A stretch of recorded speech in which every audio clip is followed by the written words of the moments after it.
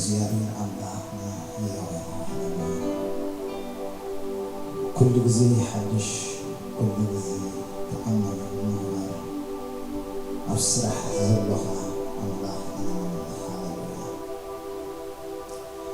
ሃሌሉያ ንስኻ አይትጋገን እግዚአብሔር ኣብ ተግባራትካ ኩሉ ጊዜ ፍጹም ክትፈጠር አይተጋገኻ አፍጥረት ካገለ ነገር ክትገብር አይተጋገኻ በስራኻ ሁሉ ጻድቅ ሆንካ ክትቅልጥፍ አይትጋገ ክትድንጉ አይትጋገ ሁሉ ነገር በሰዓትካ ተአምር ትገብር አምላክ ናይ ጊዜ አምላክ እግዚአብሔር ዘመናት ሁሉ ክቀያየሩ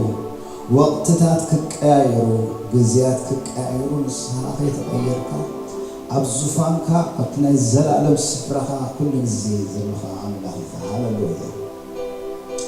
ሃሌሉያ ሃሌሉያ ሃሌሉያ ኣብ ዙርያና ዘለው ጊዜያት ከይት ከሎ እናሃሰሱ ቶም ደመቅቲ ዝነበሩ ዝረአዩ ዝነበሩ ዘይረአዩ ኾን ከለው ኣብ ዙፋኑ ኣብ ዘላለም ካብ ዘላለም ንዘላለም ኣብ ዘላለማዊ ቦታኡ ዘሎ አምላክ ግና አይተቀየረን አይተጋገየን አይተቀየረን አይደኸመን አይተለዋወጠን እዚ አምላክ እዚ ሃሌሉያ ኣብ መጽሐፍ ቅዱስና ተዳሪእና ማርታና ማርያም ዝበሃላ ሓወን አልዓዛር ሞይቱ ሸኒን 4 መዓልታት ዝኣክል ኣብ መቃብር ኣብ ዝኣተወሉ ሰዓት ኢየሱስ ክርስቶስ ግን ኣይደወየን ሃሌሉያ ንሱ ነቲ ዝጨነወ ነቲ ዝሞተ ጥራሕ ዘይኮነ ነቲ መዓልታት ዝሓለፈ ከማን ህይወት ክህቦ ህይወት ክዘርአሉ ትንፋስ ክህቦ ብምድንጓይ ዘይጋገ بمقلطاف زي ሕያው ዝኾነ አምላክ ህይወት ዝህብ አምላክ ሃሌሉያ ህይወት ድማ ነቲ ዝሞተ ህይወት ናብ ህይወት ዘምጾ ናብ ደው መባል ዘምጾ እግዚአብሔር ምናልባት ኣብ ሰዓዚ ኣብ ገዛኹም ዘለኹም የሕዋትን ኣሓትን ዝሞተ ነገራትኩም ኩሉ ህይወት ዝሃበ እግዚአብሔር ኣብ ዝሓለፈ መዓልታትኩም ኣብ ዝሓለፈ ዓመታትኩም ሎሙን እዚ አምላክ እዚ ኣይተቀየረን ሎሙዝ አምላክ ዝወን ካብ ዝኾነ ኩነታትኩም ተአምር ክገብር ኣብ ዝኾነ ኩርናዕ ናይ ህይወትኩም ተአምራት ክገብር እሙን ዝኾነ እግዚአብሔር ኣብ ዙፋኑ ኣሎ ሃሌሉያ ዝኾነ ይኹን ጉዳይ ይኹን ሃሌሉያ ነገረይን መሰለኝ ፈጸምካ ወዳእካ ሞተባይ ተጽሒፉሎሞ ኣብ መስቀል ቀራንዮ ጉዳይኩም ዝተወዳአልኩም ስለዝኾነ ሃሌሉያ ከም ዘለኹም ምፁ ሃሌሉያ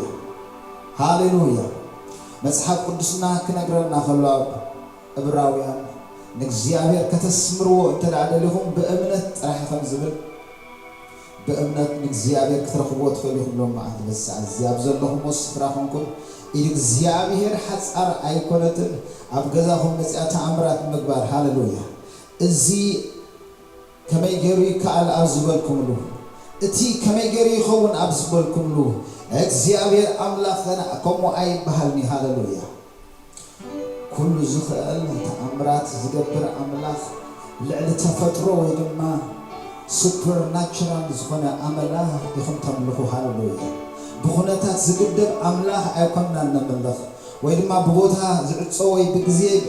ብዘመን ዝዕገት አምላክ ኣይኮነን ልዕሊ ኮረቢት እናዘለለ ድምፂ እግዚአብሔርና ቤትኩም ክመጽእ ሃሌሉያ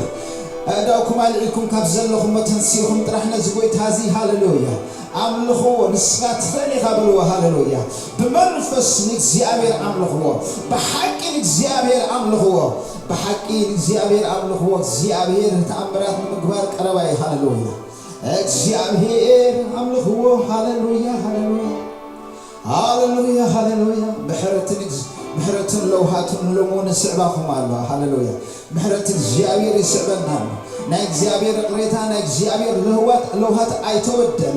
ረሕረሕውን አይተወደን ሃሌሉያ ጭራሽ ዘይጠፋና ምሕረት እግዚአብሔር ስለዚህ ተለወጠ ሃሌሉያ እግዚአብሔር አይተለወጠን ሰባት ገጾም ክለዋወጥ ይኽእል እግዚአብሔር ግን ሎሚ ከሙሉድ ዝሪኢካ አምላክ ከም አቦ ዝሪኢካ አምላክ ሃሌሉያ ዝሪኢኪ አምላክ أبزلهم مخنتات أبزخون يكون أبسلمات يخون وأما أسرت يخون أبسنسلت يخون أبتسفى مغرات يخون نسو يخوني هاللويا مرحومة سيولن أبيديو هاللويا زي أملاخ زي أبلع كل بعل سلطاني أبلع الحمام بعل سلطاني أبشنكت بعل سلطاني أبلع لما أسرت بعل سلطاني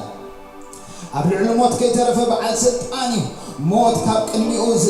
زنك أساقسلو هاللويا أنت لا تزاري بموت كي ترف دسمعو هاللويا العذر تنسخ كله موت من الدمس يسوع سمع هاللويا عبزمتك نجرك زيادة دمسو هاللويا يلقى بموت دمسو يهيبو موت زيادة كابزل لخاي نجرك فتح عملاقي هاللويا أوه هاللويا هاللويا أوه يسوع يسوع يسوع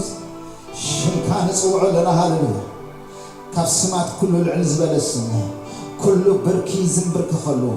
كل قلبت كل حيلي كل سلطان كل حمام كل مأسرتي كل شنقات كل محيالات كلهم نقستات كلهم برتعات زسجدوا الشم يسوس هاللويا أوه يسوس يسوس يسوس يسوس يسوس يسوس يسوس يسوس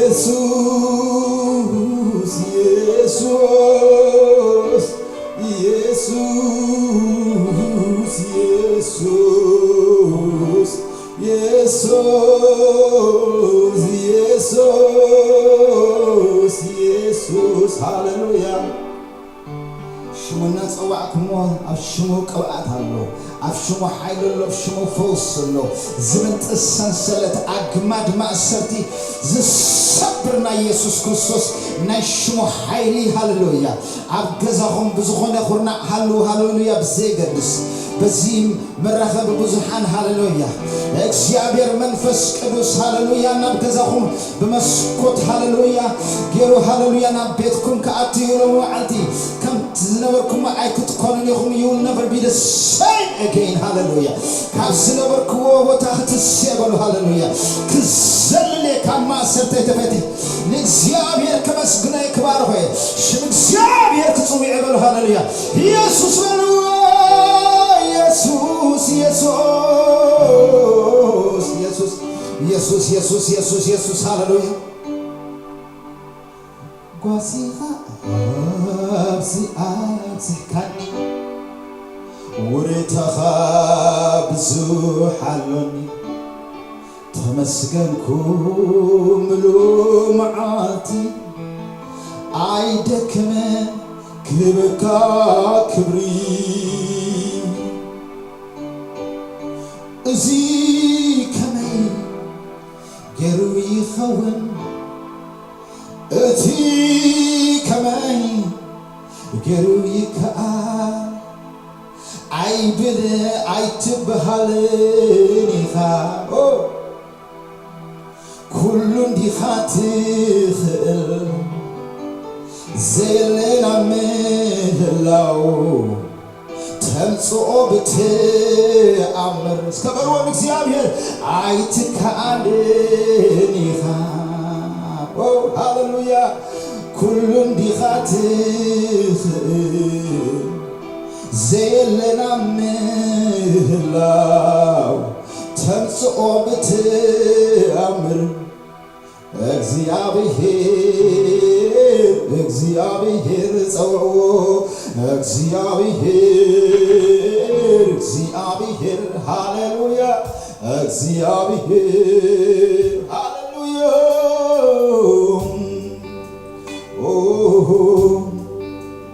እግዚአብሔር ሃሌሉያ ሃሌሉያ ሃሌሉያ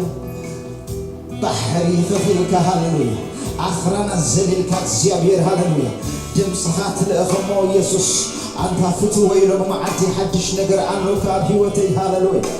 أوه يسوس نتزعر على نتتعن زي بلو نتي زمررنا مقرة تلوط أو يسوس هاللويا نتزقود للمون هاللويا كتملأو هيا وغال يسوس هاللويا بخنافري كوشتير بي أمسكينك يسوس أقر مسواتي بخنافري كوشتير باريخك يسوس سقر مسواتي بخنافري منو بخنافري كوشتي لبي باريخك يسوس سقر مسواتي بخنافري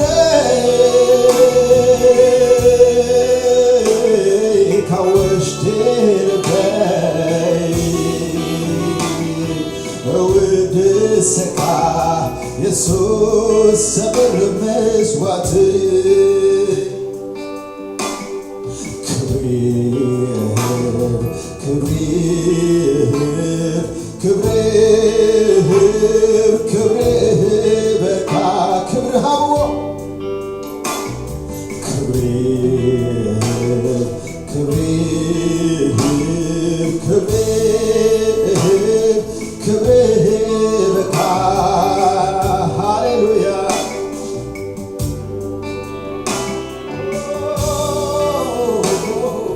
كبري كبري كبري كبري بكا يسوس هاليلويا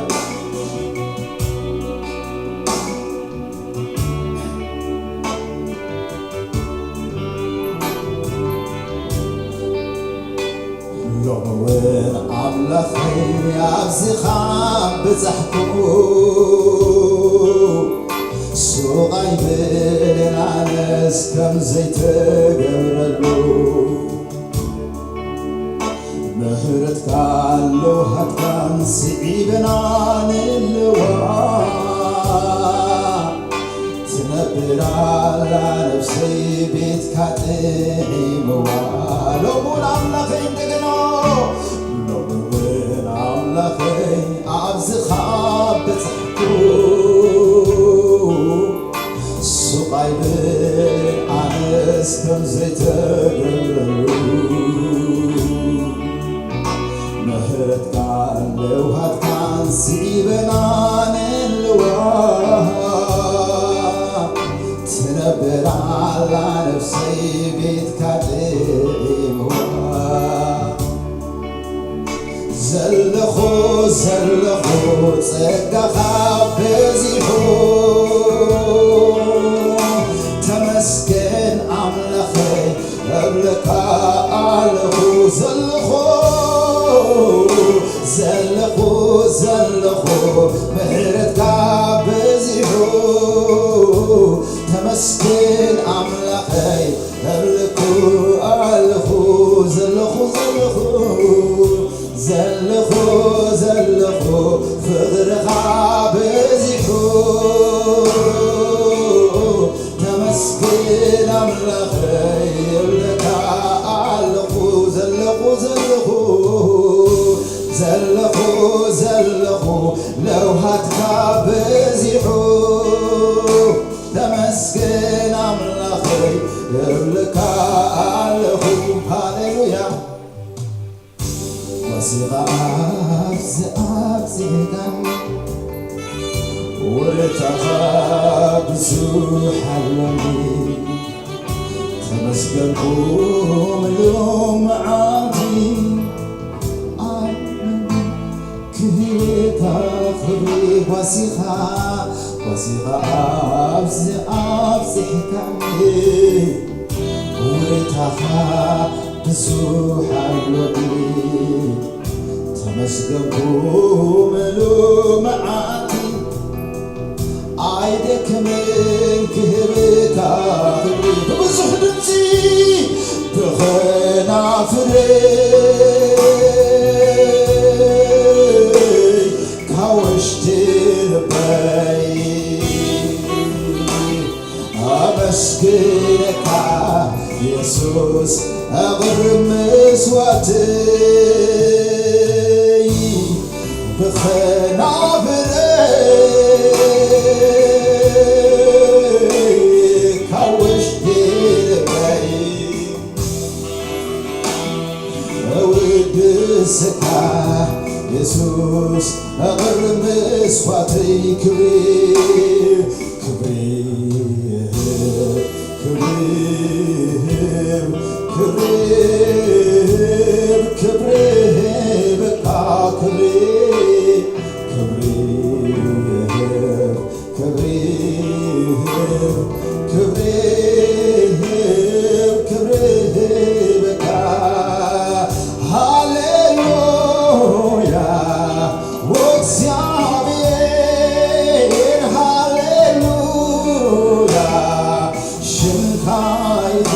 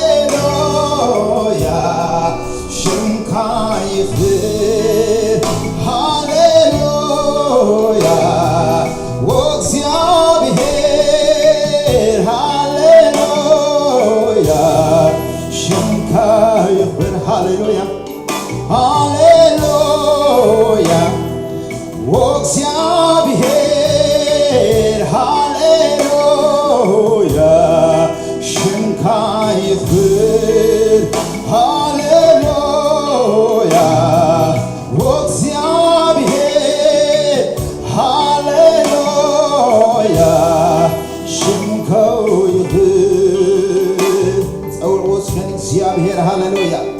أبزخنا خناتات كنو بزي قدش እግዚአብሔር ግን አብሰዓዚ አብስራሕ ዘሎ ሃሌሉያ እናዘመርኩም ሃሌሉያ አዳኩም አልልኩም እግዚአብሔር ማዝገብረ ተአምራት አሎ ሃሌሉያ ዝኸመይ ገሩ ኸወን እቲ ከመይ ገሩ ካል እዚ ከመይ ገሩ ኸወን እቲ ከመይ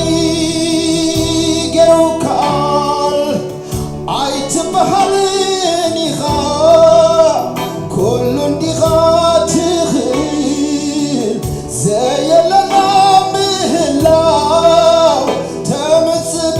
ብተአምር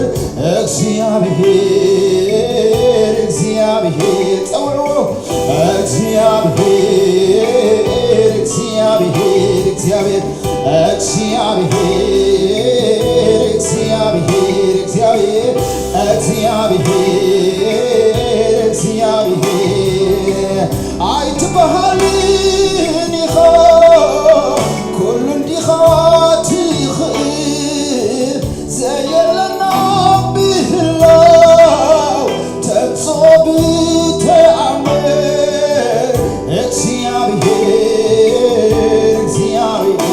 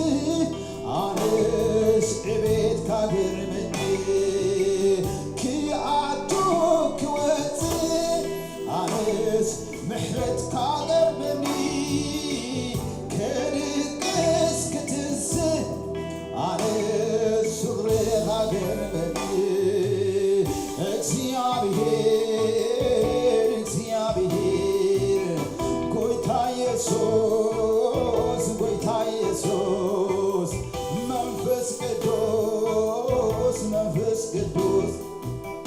ሃሌሉያ ሃሌሉያ ሐድሽ ነገር ክትገብር ከዓለም ዲኻ እግዚአብሔር ሕጂ እውን ተኣምን መሊሰ ኣምን ሎሚ እውን ናይ ቀደም ከም ብሓድሽ ከም ትገብር ተኣምር እግዚአብሔር እግዚአብሔር እግዚአብሔር እግዚአብሔር ኩሉ ነገር ቀሊል ናኸ ቀሊል ናኸ ቀሊል ናኸ ኩሉ ነገር ቀሊል ናኸ ቀሊል ናኸ ቀሊል ናኸ ወላ ሓንቲ ከይተረፈት ኩሉ ነገር ቀሊል ናኸ ቀሊል ናኸ ቀሊል ናኸ ድምፅኹም ይስማዕ ኩሉ ነገር ቀሊል ናኸ ቀሊል ናኸ ቀሊል ናኸ ኮሮና እንተኾነ ካንሰር እንተኾነ ማእሰርቲ ጭንቀት ይኾን ናይ ጸልማት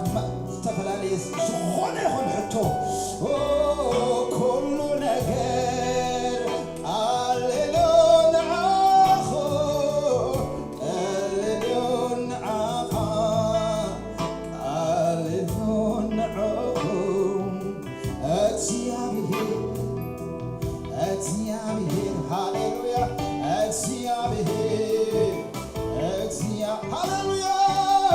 ሃሌሉያ እግዚአብሔር ሃሌሉያ ሽምካ ይክብር ሃሌሉያ እግዚአብሔር ሃሌሉያ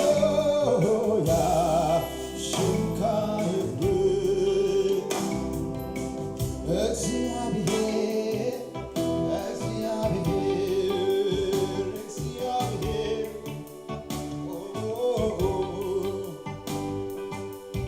ሃሌሉያ ሃሌሉያ ሃሌሉያ ኩሉ ግዜ ስራሕካ ገርመኒ ኩሉ ግዜ ኻ ተገርመኒ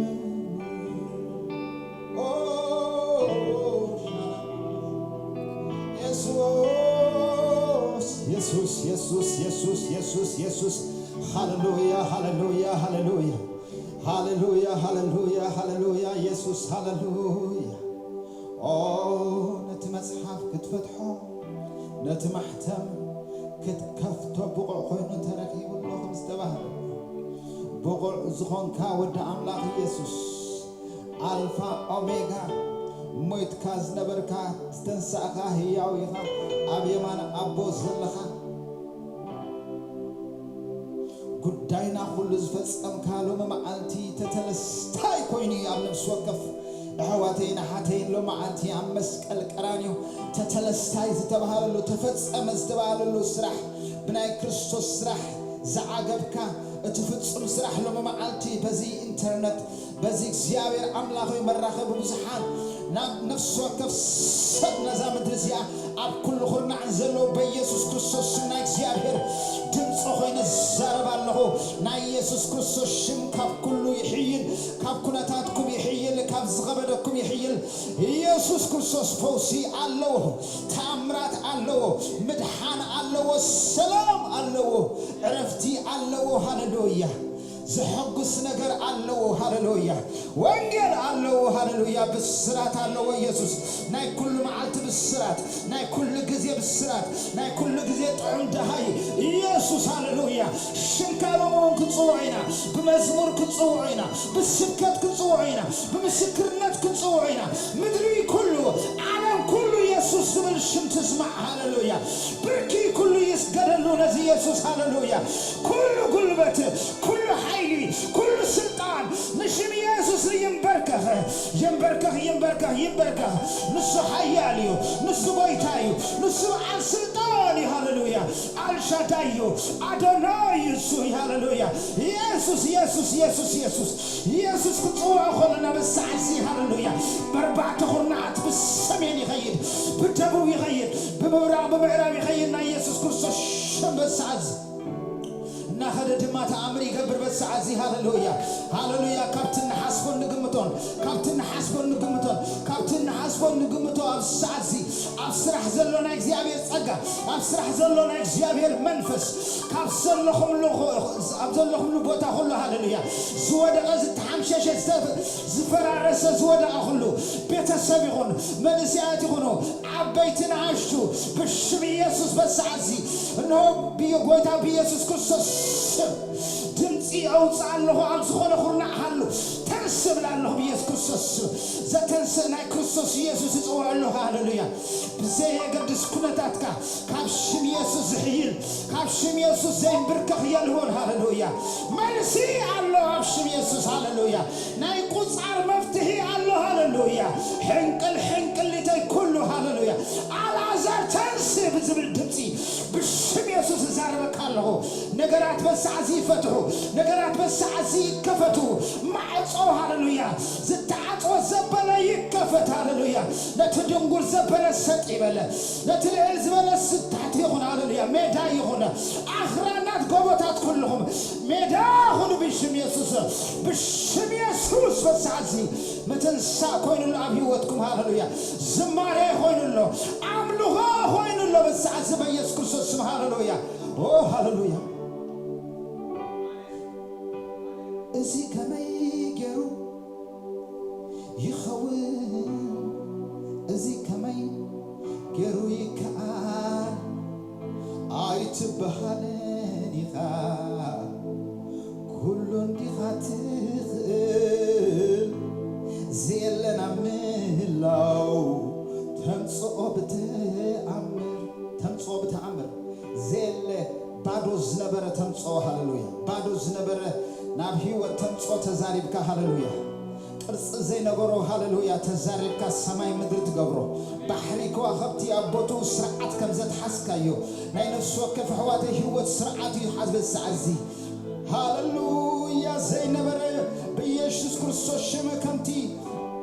أبا إبراهيم سرحك زيابير أبي إسحاق أبي يعقوب سرح أملاخ لمو الناتي أملاخ يخاك زيابير أبسرح الله أبناء أبراهيم نبع بطرس باولوس أملاخ كوين كات دواي بلكان لمو تنكساقس أملاخ يخا هاللويا تنكساقس أملاخ يخا هاللويا هاللويا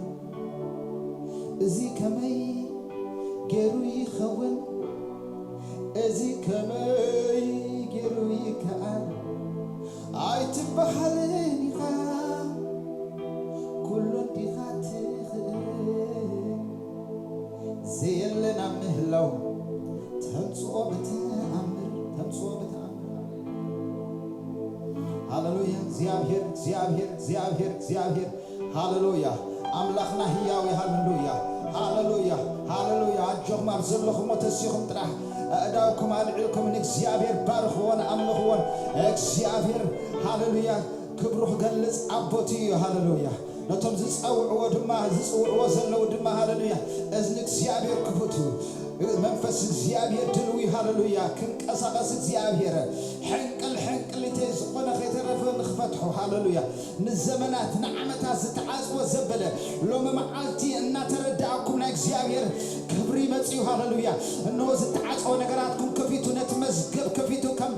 مردوكيوس أملاخ لمون أملاخكم يو مزاقب تخفت يوم لما عطي تعاقم زنبور لما عطي تخفت يوم خابزن لو وبتا هاللويا كجنس علي قدايكم هاللويا نقراتكم لما يخجنس علي هاللويا مويتونا تبالي هياو خوني هنتاتكم توديونا تبالي لما معالتي كتنسي قدايكم هاللويا اوه هاللويا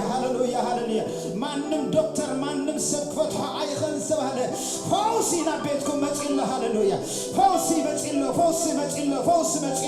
فوسي زيابير مجئلو መጪሎ ለሚ ሃሌሉያ ድምጽ እግዚአብሔር መጪሎ ለሚ ሃሌሉያ ቃል እግዚአብሔር መጪሎ ቃሉን ይፈወሰም ካብ ጉድጓድ ኩሉ ካብ ዝኾነ ይሆነ ጉድጓድ ትወጪ ሃሎ በማዓዲ ትወጪ ሃሎ ማዓዲ ውጣ ብሽም ኢየሱስ ካብ ጉድጓድ ቃል እግዚአብሔር መጪ ሃሌሉያ ድምጽ እግዚአብሔር መጪ ሃሌሉያ ካብ ዘለኽዮ ጉድጓድ ወጪ ሃሌሉያ ሃሌሉያ ጊዜ መዝሙር በጽሐ ሃሌሉያ ጊዜ መዝሙር በጽሐ አደገ ፀሐይ ወጪዩ ናይ መዝሙር ጊዜ በጽሐዩ ሃሌሉያ አብቱ ቃቁራ እንታይ ትገብርለኺ አብቱ ውሽጡ ቃቁራ አጂኻ እንታይ ትገብራለኻ ውጣ አደገ ብርሃን እግዚአብሔር አሎ አደገ ውጣ አብርሃም ከዋኽብቲ ክንዲዚ አደገ ዘለዎ ከዋኽብቲ ክንዲዚ አደገ ዘለዎ ህፃባሕሪ ኩንዱ ክትበዚኻ ኩንዱ ክትባረኺኻ ውጣ ካብ ዘለኻ ያ ሃሌሉያ እግዚአብሔር ባርኮ እግዚአብሔር ድምፁ ልይኽዩ ቃሉ ልይኽዩ ሃሌሉያ ዘምሪ ዘምሪ ዘምሪ እግዚአብሔር አንተ አቋራ ዘለኹ ውጪ ናይ መዝሙር ጊዜ በጽሐዩ ናይ አምልኾ ጊዜ በጽሐዩ ናይ ዝማሬ ጊዜ በጽሐዩ እግዚአብሔር ቃሉ ልይኽዩ ሃሌሉያ መዛግብትኻ ተኸፊቱ መዛግብትኻ ተኸፊቱ ሃሌሉያ ካብ ዘለኽዮ ሃሌሉያ ውጪ ሃሌሉያ ወቲ ድምፂ መጽዩ ጸላኢኽ ንዓኽ ዝፈሓረ ጉድጓድ ናይ ሃማን ድምፂ ሎሞ መዓልቲ ተኸፊቱ እግዚአብሔር ሃሌሉያ ሰይጣን ንዓኽ ዝተዛረበ ኣይክሰርሕኒ ሃሌሉያ ፈረስ ይምጻእ ሃሌሉያ ኣብ በረኽቲ ደው ይበል ሃሌሉያ እነሆ ንጉስ ዘኽብሮ ሰብ እንታይ ይገበረሉ ዝበሃል ጊዜ ሕጂ አቤትኪ ሕጂ አቤትካ እግዚአብሔር በረኸት ይገበረሉ ልክዩ ሃሌሉያ እግዚአብሔር ተርሲል ልክዩ ሃሌሉያ ይፍታሂሉ እግዚአብሔር ነገራት ከተኸፊት ይብሽም ኢየሱስ ነገራት ከተኸፊት ይብሽም ኢየሱስ ቃሉ ሊፈወሰም ፈውስ ሆይኒ ቤትካ ድምፅ መጽኢ ካብ እግዚአብሔር አምላክና ህያዊ ሃሌሉያ ኣብ ስራሕ ዘሎ አምላኽ እግዚአብሔር ሃሌሉያ ሃሌሉያ ሃሌሉያ ሃሌሉያ እግዚአብሔር አምላክና ህያዊ ሃሌሉያ አብርሃም ላይ ሰ አምላክ ህያው ለማዓንቲ እግዚአብሔር በቃሉ በድምጹ ናብ ቤትና ክመጽ ሓድሽ ነገር ገብር ሃሌሉያ እናዘመርኩም ተቀባበሉ እግዚአብሔር በቃሉ ድማ ክመጽና ሃሌሉያ ኩልኩም ኣብ መንፈስ ከምኩም ካለኩም እስከ እንቅጽልና ናብ ቃል እግዚአብሔር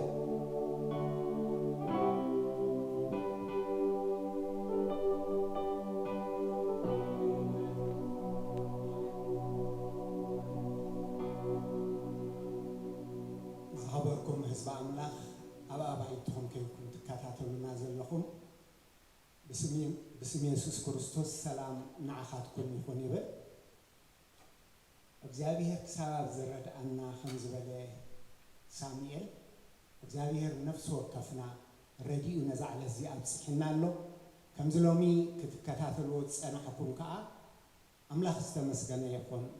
መዘመራን አመንጎና አለው ከምዝና ሰፍሐና ክንከይድና እግዚአብሔር አቦና በተዘሐለፈ ሁሉ ሐልዩ ተአማንነቱ ጉስነቱ አብ ህዝቡ ጽኒዩ ኩፉ ከይበጽሐና እግዚአብሔር ሳብዛ መዓልቲ እዚ ረዲእና አለሞ አብ ቃል አምላክ ሓንቲ ክፍል ኸነብቤ ድሕሪኡ ንሎሚ ተዳለወሓው አሎ ንውሕሊፈ ክቦየ ኣብ ኢሳያስ 43 ከምዚ ይብል ኢሳያስ 43 ሕጅግና አታ ያዕቆብ እትስፈጠረካ አታ እስራኤል ድማ እትዝደኮነካ እግዚአብሔር ከምዚ ይብል ተበጅየካ የሞ ኣይትፍራህ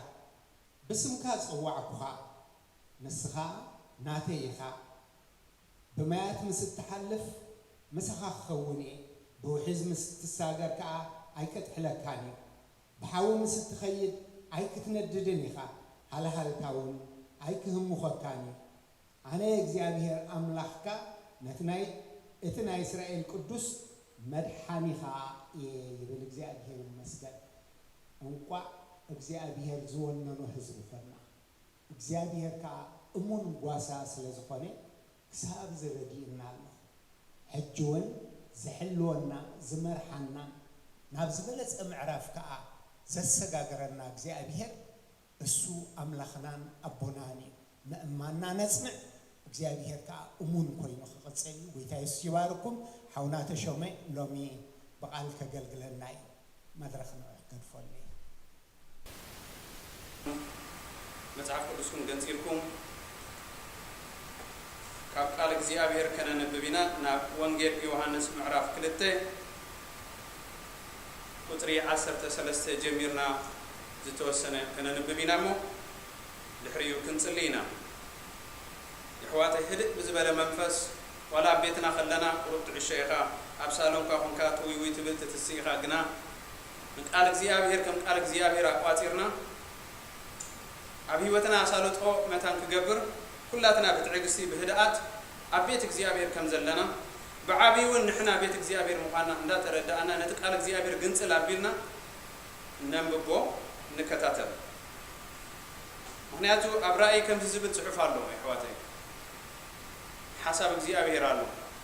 እትጊዜ ቀረባይሞ ነዚህ ጽሑፍ ዘንብቦን ዝሰምዑውን ዝገብሩዎንካ ብጻን እዮም ይልናል ስለዚህ ነዚህ ጽሑፍ ከነነብብ እግዚአብሔር ዕድል ይብናሎ ንኽንሰምዕኻ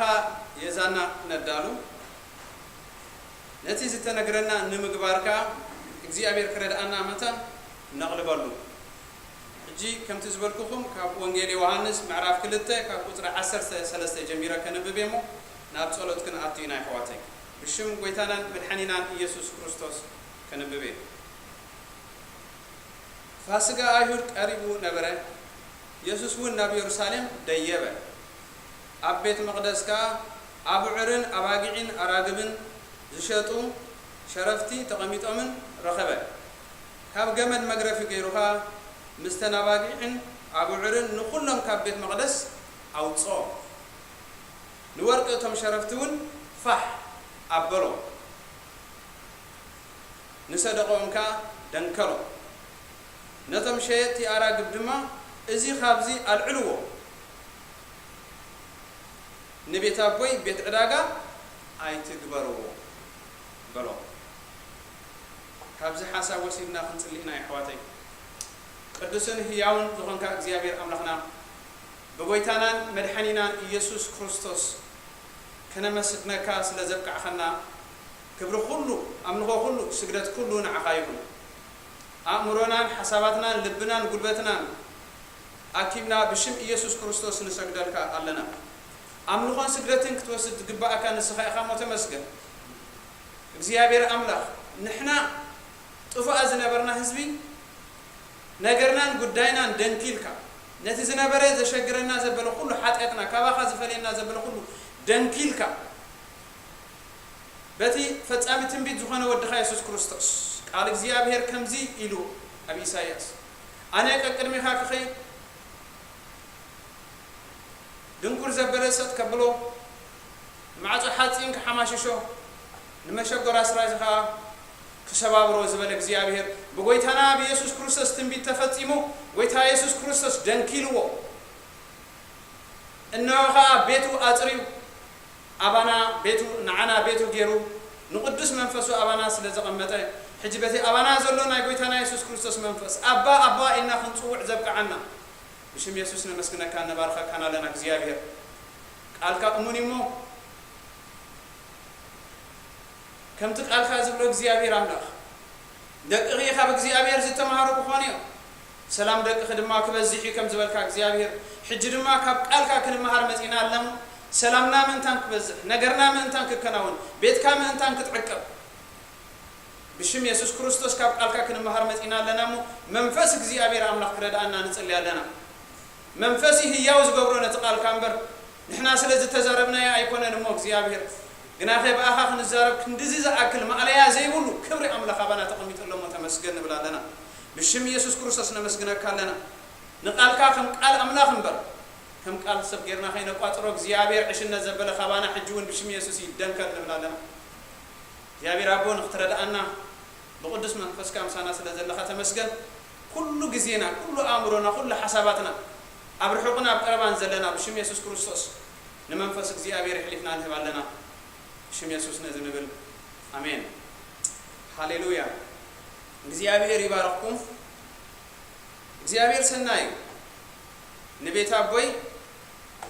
ቤት ዕዳጋ አይትግበሮ ኢሉ እግዚአብሔር ስለዚህ ለማዓቱን እግዚአብሔር ዝምህረና ነገር አለው እንታይ ኮንዩ ንቤት እግዚአብሔር ቤት ዕዳጋ ዝገብራ ዘሎ ወይታና ኢየሱስ ክርስቶስ አርሕቆ ኢሉ ሃሌሉያ ስለዚህ ለማዓልቱን እግዚአብሔር ዝምህረና ነገር አለው በመንፈሱ ጌሩ ዝምህረና እዩ ካብቲ ዘዳልኽዎ ለማዓልቲ ትምህርቲ እዚ መእተው ሐሳቤ አንቢበ ሓደ ነገር ግን ከመሐላልፎ ዝደሊ እግዚአብሔር ነገርና ጉዳይናን ስለዝወደኦ ኣብ ሓጎስ መታን ክንነብር እግዚአብሔር አምላኽ ወዱ ኢየሱስ ክርስቶስ ለይሁ ተሐጎሱ ኢልና በጎይታ ኩሉ ጊዜ ተሐጎሱ ኩሉ ጊዜ ተሐጎሱ ደጊመ ተሐጎሱ ይብለኩም አለሁ ኢሉ እትሩዱ ይጥቃል እትምኽንያት ይጥቃል بتروح رايكون قويت يسوع كريستوس قيلوا تحققوا زبل زلوا يحواته عم بيمنا عندنا بزقال زنبنا نتي مسك زيابيهر كلكيلنا نفت مقدس نخينا اتو كلكيلنا زنبره دبلو كل ነገር ኢየሱስ ክርስቶስ ስለዛ አለዩ ኢየሱስ ክርስቶስ ስለዚ ደንከሎ ንሕና ናብቲ ቤት መቅደስ ምእታው ስለዚ ተፈቅደልና ስለዚ ተኻለና ንኸይነ ምልኽካ ንእግዚአብሔር አምላኽና ንኸይነ ሰግድካ ከልካሊ ዝነበረ ቀጽሪ ስለዘፍረሶ ተሐጎሱ ይብለናል any time anywhere ዝገርም ይحواتي ነጥቃል ነስተባህለሉ ቀደም ኣብ ዓመት ሓደ ጊዜ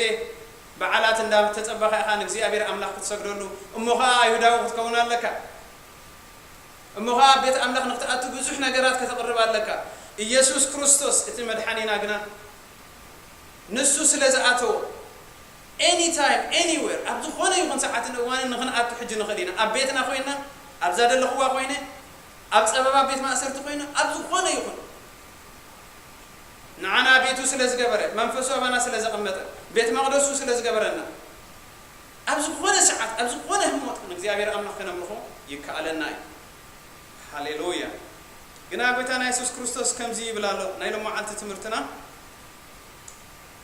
ካብ ህይወትና ክድንከሉ ዘለዎም ነገራት ኢለ አርስቲ ሂበዮም አሎ ምክንያቱ ጌታ ኢየሱስ አዚዝ እዩ ካብ ቤት አቦይ ቤት ዕዳጋ አይትግበርዎ ኢሉ ዝራአዩ ነገር ስለዝነበረ ለሙን ዲያብሎስ ነታ ቤት እግዚአብሔር አምላኽ ብዝተፈላለየ ምክንያት እንዳተጠቀመ ቤቱ ክገብራ መሸቀጥ ክገብራ ዘይፍትኖ ነገር የለም ዘይገብሮ ነገር የለም كنا خا እግዚአብሔር አምላኽ ይዛረባሉ ጌታ ኢየሱስ ክርስቶስ በቃሉ ተዛሪብሉ ቤት አቦይ ቤት ዕዳጋ አይትግበሩዋ ሃሌሉያ አው ገላቲ 5 ምዕራፍ 5 ቁጥር 1 ቃል እግዚአብሔር እንታይ ይብል حرامታን ክንወጽስ ክርስቶስ ሓርነት አውጪና ስለዚህ ጽንዑ ከም በሐድሽ በርዕት ባርነት አይትቆረኑ ይብለን ጽንዑ ከም በሐድሽ በርዕት ባርነት አይትቆረኑ ጌታ ኢየሱስ ክርስቶስ ነገርና ጉዳይና ደንኪሉ خنسوሲ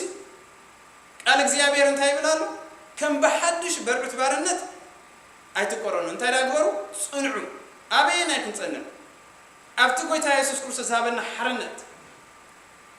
ክንጸንዕ ቃል እግዚአብሔር ይምዕደናሉ ስለዚህ ናይሎም ትምርትና ካብ ህይወትና ክድንከሉ ዘለው ነገራት ኢላ ርእስቲ ሂበ ያለሁ ምዝ ዘንበብክዎ ናይ ዮሐንስ ወንጌል ጌታና ኢየሱስ ክርስቶስ ዝገበሮ ስራሕ ዝተዛማደ ንዑ መሰንበብኩ ኣብ ልበይ ዝሓደረ ብዛዕባ እዚ እንታይ ክንመሃር ንኽእሊና ዝብል ነገር ምስ ሓሰብኩ I believe it is the spirit of the Holy Ghost ናብዚ ናይ ሉቃስ ናይ ጌታና ኢየሱስ ክርስቶስ ዝተፈነተነሉ ምዕራፍ 4 ዘሎ ናይ ሉቃስ ካብኡ ናብኡ ወሲድዎ ንልበይ ብዝገርም ነገር ካ ብዙሕ ነገር ክመሃር ክኢለ ማለት እዩ ስለዚህ ኩላትና ሕጅውን ካብ ወንጌል ሉቃስ ምዕራፍ 4 ጀሚርና ከነንብብ ኢና ክድንከሉ ዘለዎም ነገራት እንታዮም ክርሕቁ ዘለዎም እንታዮም ክጸርዩ ዘለዎም እንታዮም ካብ ቤት ጌታ መቸም ቤቱ ንሕና ኢና ብዛዕባ ፊዚካል ኣይኮነ እንድዛረብ ዘሎ ሃሌሉያ ስለዚህ ኩላትና ናብ ወንጌል ሉቃስ ምዕራፍ 4 ክንከይዲናሞ ካብኡ ክንመሃር ኢና ካብ ቀዳማይ ቁጥሪ ጀሚረ ከንብቤ ኢየሱስ መንፈስ ቅዱስ መሊእዎ ካብ ዮርዳኖስ ተመልሰ በመንፈስ ካና በረኻ ተመርሐ በዲያብሎስ ድማ 40 መዓልቲ ተፈተነ በተን መዓልታት እቲአን ገለ እኳ አይበልዕን ንሳተን ምስተወዳ ጠመየ ዲያብሎስ ድማ ወደ አምላኽ እንትኾንካ እዚ እምኒ እንጌራ ክኸውን አዝዝ በሎ ወደ አምላኽ እንትኾንካ እዚ እምኒ እንጌራ ክኸውን አዝዝ በሎ ቀዳማይ ፈተና ኢየሱስ ካ ሰብ በኩሉ ቃል አምላኽ እንበር በእንጌራ ጥራይ አይነብርን ጽሑፍ እዩ ኢሉ መለሰሉ እዚ ቃል እግዚአብሔር ገንጽና ከምደለው ንግደፎ ካዊና ተመሊስና ክንመሃር ስለዚህ ጎይታና ኢየሱስ ክርስቶስ እንታይ ይመልሱሉ እነዚህ ፈተናዚ እነዚህ ብድሆዚ ሰብ በኩሉ ቃል አምላኽ እንበር በእንጌራ ጥራይ አይነብርን ጽሑፍ እዩ ኢሉ መለሰሉ ድማ ዲያብሎስ ናብ ነዊሕ ከረን አደየቦ بقطبة عينها منجستات كل عالم أرايو شو ديابلوس إذا سلطان إذن بزلوا خبرتن إذا سلطان إذن بزلوا خبرتن نعي توهيبوني يومو أنا نزد له هبو نعخاون كهبكا إيه سلزي نسخة أبكر ما أنت سجدك كله ناتك خون إيو بلو خلا أي فتنة أنت هنا نرجع نبز خلا أي فتنة سلطانن كبرتن أبت مجمرة فتنة أنت يرينا إنجيرا ويتانا يسوع كريستوس أنت يلو ملي سلوك وتريشوا عته سلزين أبكو تريشوا مونت يسوع كا نجزيابير أملاك كا سجد نعو بينها أملاك صحفي يومو كباير حق سيطان إلو ملسلو كباير حق ناب يرسالين وسدو أبجم بيت مقدس دو أبيلوها نملاختو كحلوها يزلكا اقرخا بأمن خيت عنكفكا بداوم يلعولها صحفي يومو ود أملاخ انتخونكا كابزي نتحتي تدربه بلو ماي جودنس ناي سيطان نغرس مدربه يطرحي نروسي سلاز تدربه نغويتانا يسوع كريستوس ون كدربه يدليو نعنا ون كدربينا يدلي سلازي سالسيت فتنا انت ازيا نغزيابير املاخكا غويتانا يسوع كريستوس انت يلو مليسو يسوع دما نغزيابير املاخكا ايتفتاتنو بهول ايو الو ملسلو شعو ديابلوس فتنو زبله مسوده نغزيو حدغو ذكروا اخم زقالزي سلازي تسالساي فتنا انت يزبل زلو ود املاخ انت كونكاسي ندحر نتحت غزكا تدربه سالساي فتنا سلازي غيتانا يسوع كريستوس انت يلو نغزيابير املاخكا ايتفتاتنو سلازي لما عالتي نبيت املاخ نزا እግዚአብሔር አምላኽ ንህይወትና ቤቱ ጌርዋ ዘሎ ዝፈታተንዋ ዘለዎ ነገራት ብድሆታት ወይ ክድንከሉ ዘለዎም እንታይም እንድሕሪልና ካብዚ ለማዓልቲ ሓሳብ አምላኽ ዝኾነ መንፈስ አምላኽ ዝነፈሶ ጽሑፋት ክንመሃሪና ሰብ ስቂሉ ይኮነን ንቤቱ ዘርሰሓ ሰብ ስቂሉ ይኮነን ንቤት አምላኹ እንዳፈለጠ ዘባላሽዋ ዝኾነ ምኽንያት ክህልዎ ይኽእል እቲ ምኽንያት ግን እንታይ ለየ ኣለኹ ኣነ ካብዘን ሰለስተ ነገራት ዚን ኣይክወፃን ኩለን ከ ዝገርመኩም ምስ ምድሪ ዝተሓሓዛየን ስለዚ ስቂሉ ኣይኮነን ጎይታና ኢየሱስ ክርስቶስ ንቤት ኣቦይ ቤት ዕዳጋ ኣይትግበርዎ ዝብል ንቤት እግዚአብሔር ቤት ዕዳጋ ክገብራ ዝፍትን እንታይ እንድሕሪልና كابزي لوقاس معرف 4 استمهرنا ينتاي انجيرا قداماي مس مدر تحز مالتي كالاي كبرتن سلطانن كون كلو سالسايكا نغزيابير املاخكا مفتتان مالتي ازيوم نبيت እግዚአብሔር يرسحوا هاليلويا بمسرته غويتانا يسوع كريستوس كابز ملسو كابون لعلك نمهراي نخلنينا كافت سوت تزاربو سلازي تقدميتي حساب كنرينا انجيرا زبل قال እግዚአብሔር እንታይ ይብል ሰብ ብናይ ምድሪ እንጌራ ጥራይ ከም ዘይነብር እንታይ ዳ ካብ ኣፍ ኣምላኽ ብዝወፅእ ቃል ኩሉ እምበር ይብል ስለዚ ሰብ ዝፍተነላ ዘሎ ቀዳመይቲ ፈተና እንታይ አንድሕሪልና ምስ እንጌራ ዝተተሓሓዘ ነገር እዩ እዚ ኩሉ ኣብ ምድሪ ንጎዮ ዘለና እዚ ኩሉ ጉያ ምስ እንጌራ ዝተተሓሓዘ ነገር እዩ ቃል እግዚአብሔር ግና ከምዚ ይብል ኣሎ ጎይታና ኢየሱስ ክርስቶስ ከምዚ ኢሉ ይሕዋተይ ኣብ ወንጌላቱ እዘን ኣነ ዝነገርኩኹም ቃላት መንፈስን ህይወት ካየን ኢሉ ስለዚ ንሰብ ህይወት ዝህቦ እንጌራ ዘይኮነሲ እዘን ክርስቶስ ኢየሱስ ዝተዛረበን ቃላት እየን ስለዚ ሰብ ብዘይ ቃል ኣምላኽ ብእንጌራ ጥራይ ክነብር እንድሕር ይፍትን ኣሎ ኮይኑ አንጻር ቃል አምላኽ ብዝኾነ ሐሳብ ንቤቱ የርስሕ ኣሎ ማለት እዩ ንቤት እግዚአብሔር ይበክላ ኣሎ ማለት እዩ ጎይታና ኢየሱስ ክርስቶስ ግን እንታይ ይብል ኣሎ ነዚ አርሕቅዎ ናብቲ ቤት መቅደስ ንኸይኣትዉ ዝኽልክሎም ዝነበረ ነገር ጎይታና ኢየሱስ ክርስቶስ ክድንክሎ ነገር ሪኢና ቃል እግዚአብሔር እንታይ ይብለና ነቲ ሕዋስ ዘይብሉ መንፈሳዊ ጸባ ባህግዎ ይብል ብዛዕባ ቃል አምላኽ አመልኪቱ ቃል እግዚአብሔር ከይረኸብካ ቃል እግዚአብሔር ከይሓዝካ ኣብ ቃል እግዚአብሔር እቲ ህይወትካ ማንነትካ ዝኾነ ከም በሓድሽ ዝተፈጠርናሉ ቃል እግዚአብሔር ካብ ላዕሊ ዝወረደ ንዓና ህይወት ዝሃበ ብርሃን ዝኾነ ቃል እግዚአብሔር ከይሓዝካ ካል እንጌራን ምስ እንጌራ ዝተተሓዘ ነገር ክትገብር እንድሕር ኣቀዲምና ኮይና ንቤት እግዚአብሔር ነርስሓ ኣለና ስለዚ ቃል እግዚአብሔር ነቲ ሕዋስ ዘይብሉ መንፈሳዊ ጸባ ባህግዎ ይብለና ኣሎ ሰብ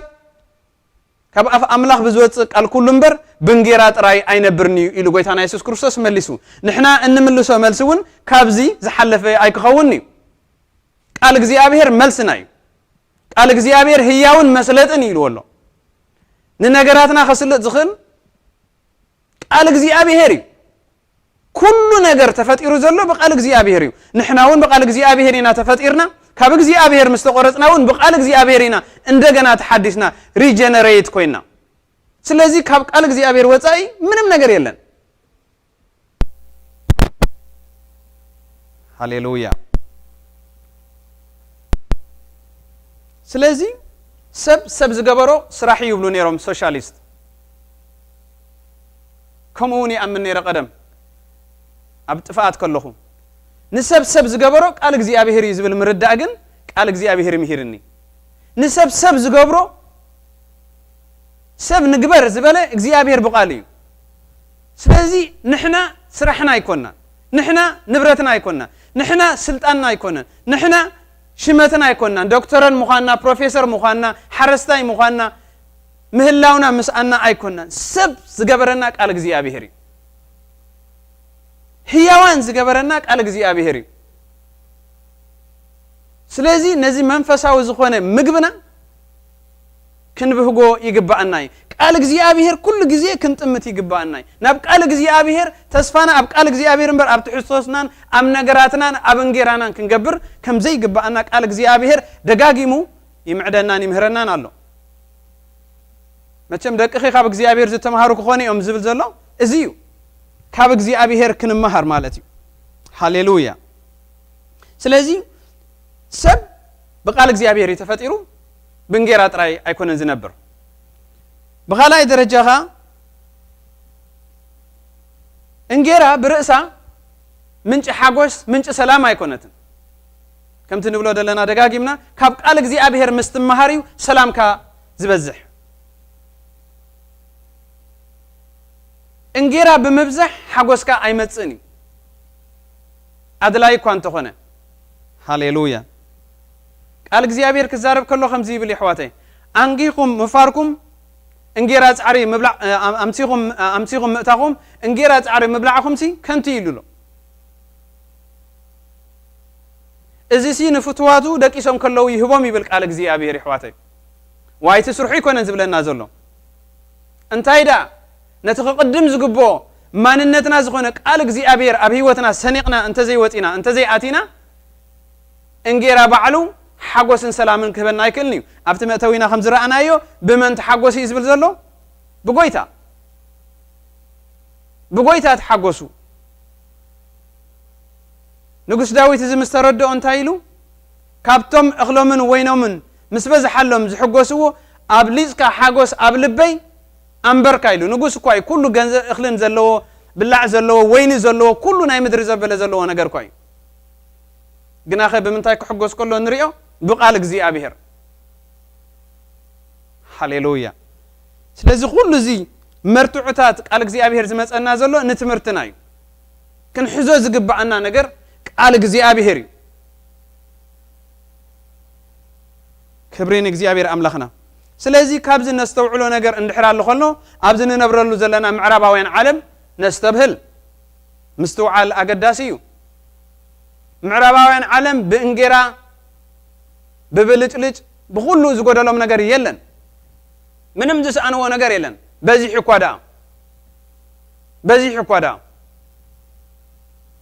ግና ኸ ነቲ ውፅኢቱ ከዓ ንርአዮ እቲ ውፅኢቱ ከመይ ይመስል يحواتي عدد عبدانن رخصتن فتحن قبر صداموناتن دراغن ديبريشنن امود اتاخه تسفى مغراط قال እግዚአብሔር حق مخان እኮ በዚ ደስ ድብለኒ ሰብ እንጌራት ራይ አይነብርኒ ስለዝበለ እዚ ሁሉ ረኺቦም ክነሱ ምዕራባውያን ክሕጎሱ ይካሉን ዝገርም ነዚ እንዳተማሃርና ከምዚ ዝመስል ቃል እግዚአብሔር እንዳማዕደና ከመይና ክንዕሾ ንኽእል ስለዚ ናብ ጥፍኣት ገጾም ይህንደዱ ኣለው ንምንታይ ብንጌራት ራይ let's have fun እንዳበሉ ቃል እግዚአብሔር በጎይታ ተሐጎሱ ይብል ንሳቶም ካ በዘለካ ሁሉ ተሐጎስ ብድራክ ተሐጎስ ተደሊኻ ድላይካ ተመርዖ ብዝደለኻ ጾታ ኪድ ከም እንስሳ ጥራሕኻ ኪድ عبد دراك جبر منم موراليتي زي بلو بقال እግዚአብሔር زي تقيد نابراخ نبر خلو ام وداتا ግን ዲፕረስድ ኮይኖም ተስፋ ቁርጽ خلو نرئ لنا ስለዚህ ንዓና ዝተርፈልና ነገር ኩሉ خلو خون ابز معرباو عالم قال እግዚአብሔር ከምዚ ይብለና ስጉምት ክንወስድ ከም ዘለና ክንድንክሎ ከም ዘለና ነዚ ሓሳብ ዝንጌራ ጥራይ መንባር نعم كم زي تقوم من عنا وكم زي تقمنا قال እግዚአብሔር ይምዕደና ስለዘሎ ስለዚ ካብቲ ቀዳማይ ክድንከል ዘሎ ንቃል እግዚአብሔር ዝቀድም ዘበለ ሁሉ እንጌራ ዝኾነ ይኹን ትሕስቶ በኢየሱስ ክርስቶስ ስም ክድንከል ኣለዎ በቃል እግዚአብሔር ክድንከል ኣለዎ ቃል እግዚአብሔር ሒዝና ክንድንክሎ ኣለና ስለዚ እንታይ ዝብል ዘለኹ አክሽን ወይ ከዓ ስጉምቲ ሙሳድ ከድልዩ ንሕና እንጌሮምን ብልጭልጮምን ደሊና እንተ መጻና ኣብ ምዕራብ ዓለም ንሳቶም ካ እንዳቅ አባጠሩ ባህሪያትና እምነትና ሕልፍ ሓሊፎም ካ ወለደና ክወስዱ ክምንዝዑ ይመጣጠሩ ኣለው እቲ ምልክታት ርድዩ ባህሪያትና ይቕየር ቀጨውጨው ንብል እዚ ሁሉ እንዳረኸብና እዚ ሁሉ ከለና ዝብላዕ ክሳዕ አንቀርና እንዳወፀ ከሎ ቃል እግዚአብሔር ግን ሓቂ ስለ ዝኾነ ጸኒዕኻ ስለ ዝነብር ባህሪያትና ይቕይርዎ ጸባያትና ይቕየር ቀጨውጨው ንብል አእምሮና ብጀካ ፕራይቬሲ ካል ዘይብሉ ናብ ሕብረት ዘይምርሕ በይንኻ ምዃን በይንኻ ምድላይ ንዕኦም ዲፕረስድ ገበሮም ንዕኦም ዘጥፎም ንሕና እውን ክንደግሞ ኢሎም ይደልዩ ኣለዉ ብሽም ኢየሱስ ክርስቶስ ይጽልይ ኣለኹ እዚ ነገር እዚ ይደንከል ጎይታኮ አርሕቅዎ ኢልዎም ንቤት አቦይ ቤት ዕዳጋ አይትግበሩ ስለዚህ በኢየሱስ ክርስቶስ ስም ክድንከል ኣለዎ ጎይታና ይብለና ኣሎ ደንክልዎ ይዝብለና ስልጣን ሂበኩም ኣለኹ ስቂልና እንተሪእና ያግና ውዒሉ ሓዲሩ እንታይ ክኸውን ይመስልኩም ናባና ገጹ ከምርሕ እዩ ንሳቶም እውን መጀመርያ ከምዚ አይነበሩን ቀስ እንዳበለ ዝኣተዎም ከየስተባሃሉሉ ዝኣተዎም ስልኹ ኢሉ ዝኣተዎም ነገር እዩ ስለዚህ እንመሃሮ ነገር ኣሎ ማለት እዩ ባዕሉ መቸም አይርሕቅን እዚ ነገር እዚ ጎይታና ኢየሱስ ክርስቶስ ካብቲ እንመሃሮ ዘለና መጽሐፍ ቅዱስ ሒዝና ዘለና ምዕራፍ ንሰይጣን እንታይ ኢልዎ ኪድ ረሓቅ ኢልዎ ድገርማኩም ንሰይጣን ኪድ ረሓቅ ኢልዎስ ኣብቲ መወዳእታ ሉቃስ ዘንበብና ኣብዛ معرف قصر 13 سنتايلو ديابلوس كافتنو مسودسي نغزيو انتاي غبره حدغو كيد رحاق الكايو بوغيرو زطفا ايكون نغزيو حدغو نغويتانا يسوس كريستوس نغزيو خب حدغو نعانا وانت مليس خم زمصنا رديو سلازي قصالي وغ يمالتيو قصالي اخا كيد رحاق شيطان بشم يسوس كريستوس سغوكالو بنغيرا طراي تمص إلندابلنا نتا بيت أملاخ زخونة هيوتنا كنصريا يغبانا يحواتي سلازي تسفى اي نقرص اب عد سدت كاون ناي املاخ سب كونكا تفليخا منبر يكاليو كميني موخ كال زبها ነገር አለው نام ناي دانيኤል نبي دانيኤل دخوش دكم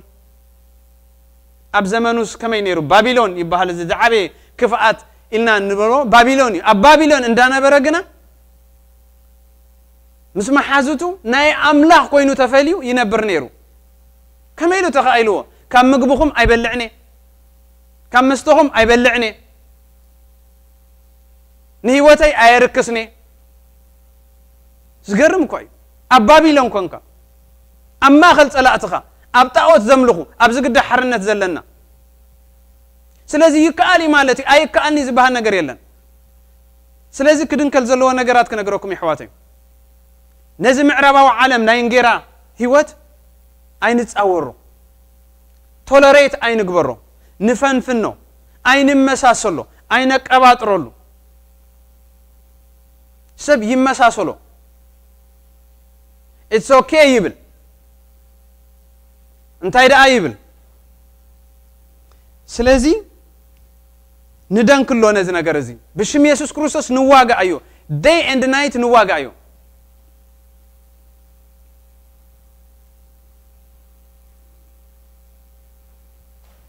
تسفا خنقرط ايغباناني غويتانا يسوس كريستوس اكل حيال غويتا حيزنا تسفا خنقرط ايغباناني مچم تقال እግዚአብሔር نفلطينا قال እግዚአብሔር ስለዝኾነ حيلنا እቲ خابب دغدلوسي مساخاتكم زلو يحيل يبل قال እግዚአብሔር يحواتي مسانا زلو مني اب دغدلو مني فلطي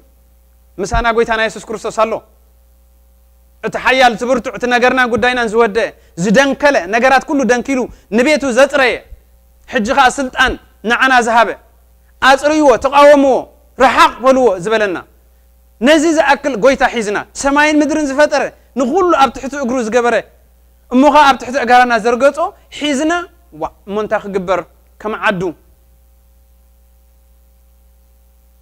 كم ناي بعد دانيال نلعلي فتنا يبصحنا حواتي كم عدو زبحال ነገር የለን كم قال املاح يزبحال كم قال املاح نمنبر محلان يتق اتنطبي سلازي اذا قداميتي حسب زرانا ينتايو بنغيرا طراي كنبر قال እግዚአብሔር አይተጸዋعنا مسنغيران انغيرا زتتحزن دبل كله بشم يسوع كريستوس اندادنكلنا بيت እግዚአብሔር ناملاح تخون تبقى قال እግዚአብሔር كم اندي زبلنا يحواتي بواغات عديكم يخممو ناي جزاء رزقكم كم زيكم نايت ابخاتكم حدير زلو منفس قدس مخانكم سي ايتفلط انديكم سلازي بسغاكم ناملاح اخبروا كل انتنانا ناي እግዚአብሔርና اخبروا تزازي كبيتو ارحقوا تزازي سلازي تزاز እግዚአብሔር املاخنا كنفصم يغبانا يحواتي مسانا زلو حياليو بسغا اين واغا انينا داويت انت ايغيرو اندحريلنا وانچفن نيشتين امنن حيزين يوتي وانچفن قرب حيدت زخنا ياماني حيزوتيو ني غولياد كغطمو خلو ابنتاوي نز معرباو عالم سي بنيشتي وانچف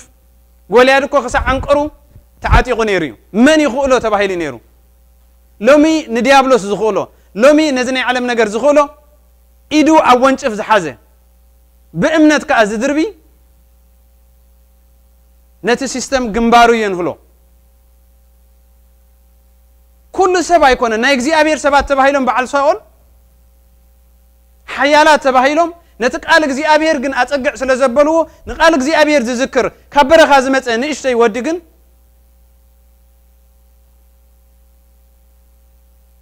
بوحيد بحيدة يأمانن بوانشفن لاقصي يمثل بمنتاي يمثل كوب زي زي ميسايل زلوا مسباتن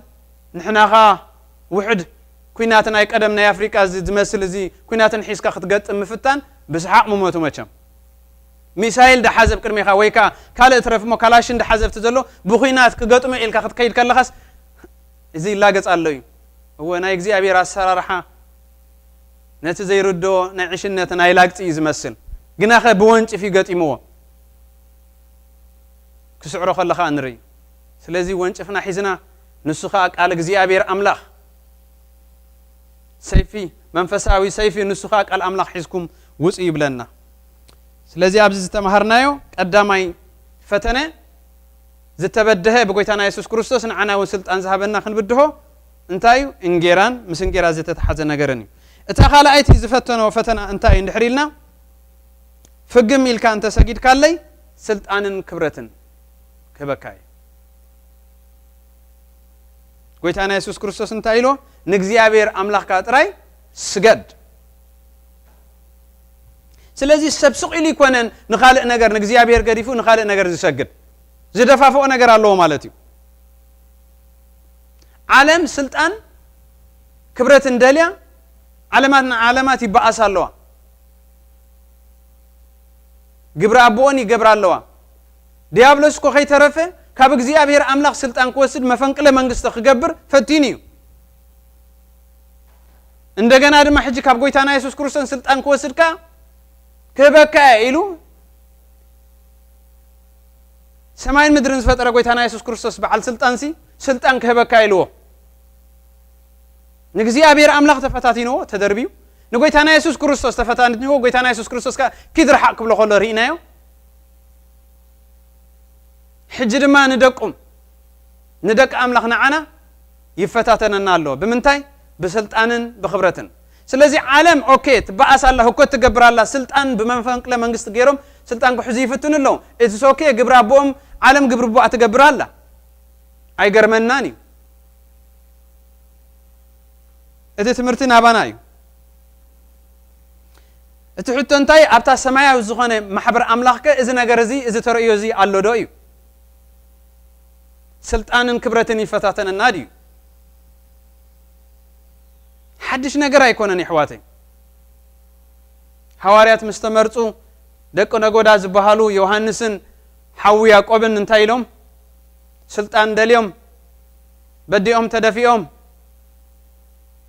ምናልባት ብዲያብሎስ ሓሳብ ተመሊኣ ክትከውን ትኽእል ይብል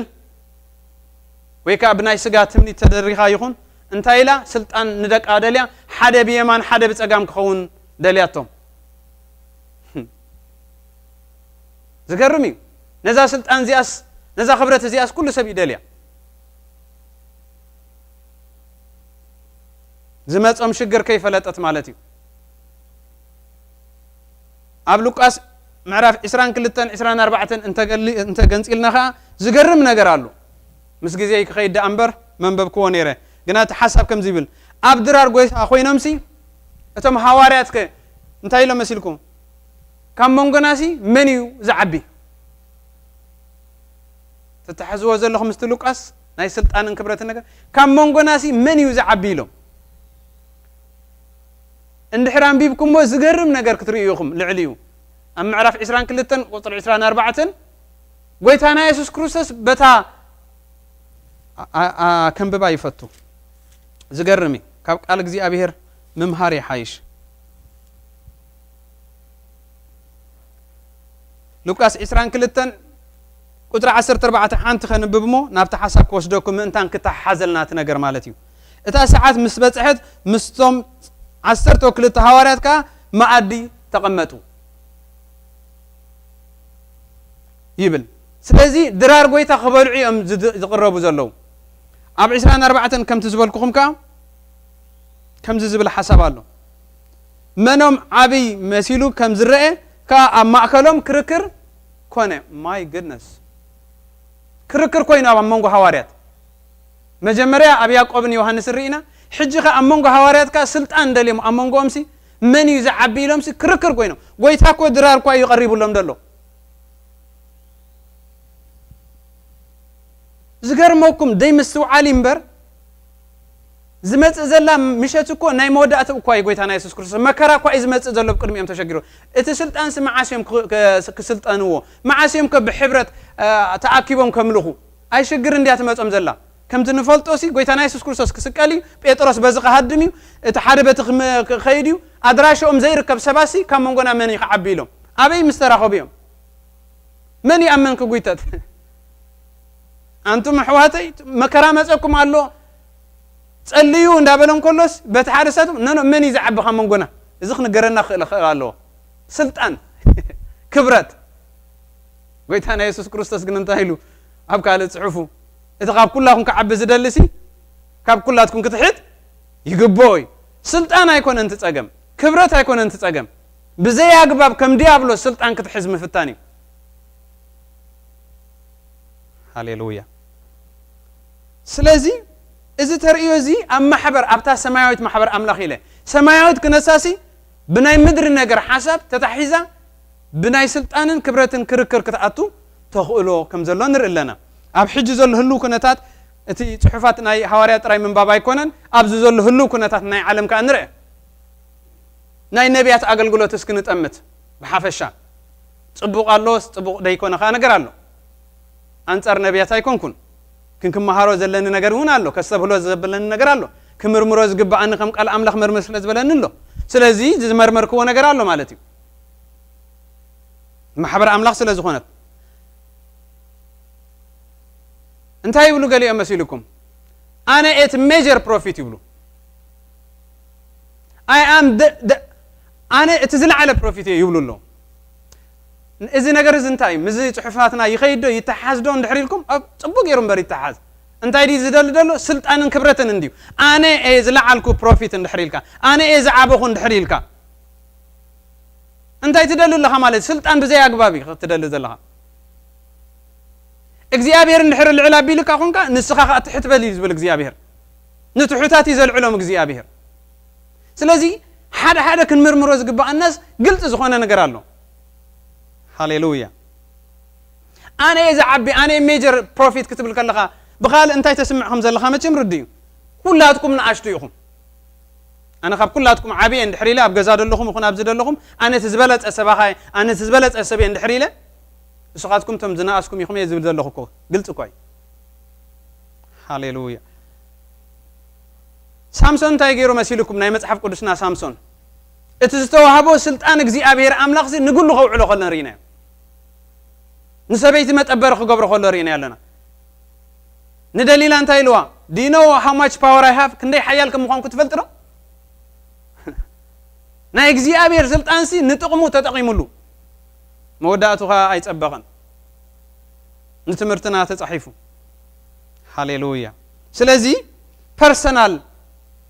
ግሎሪ ከነምጻሉ ከለና ንርኢ ኣለና እዚ እውን ክድንከል ኣለዎ ብሽም ኢየሱስ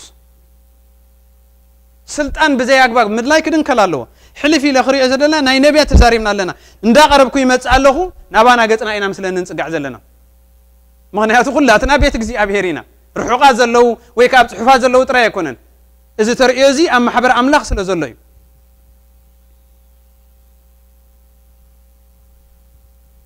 ኣብ መንጎና ኸ ከም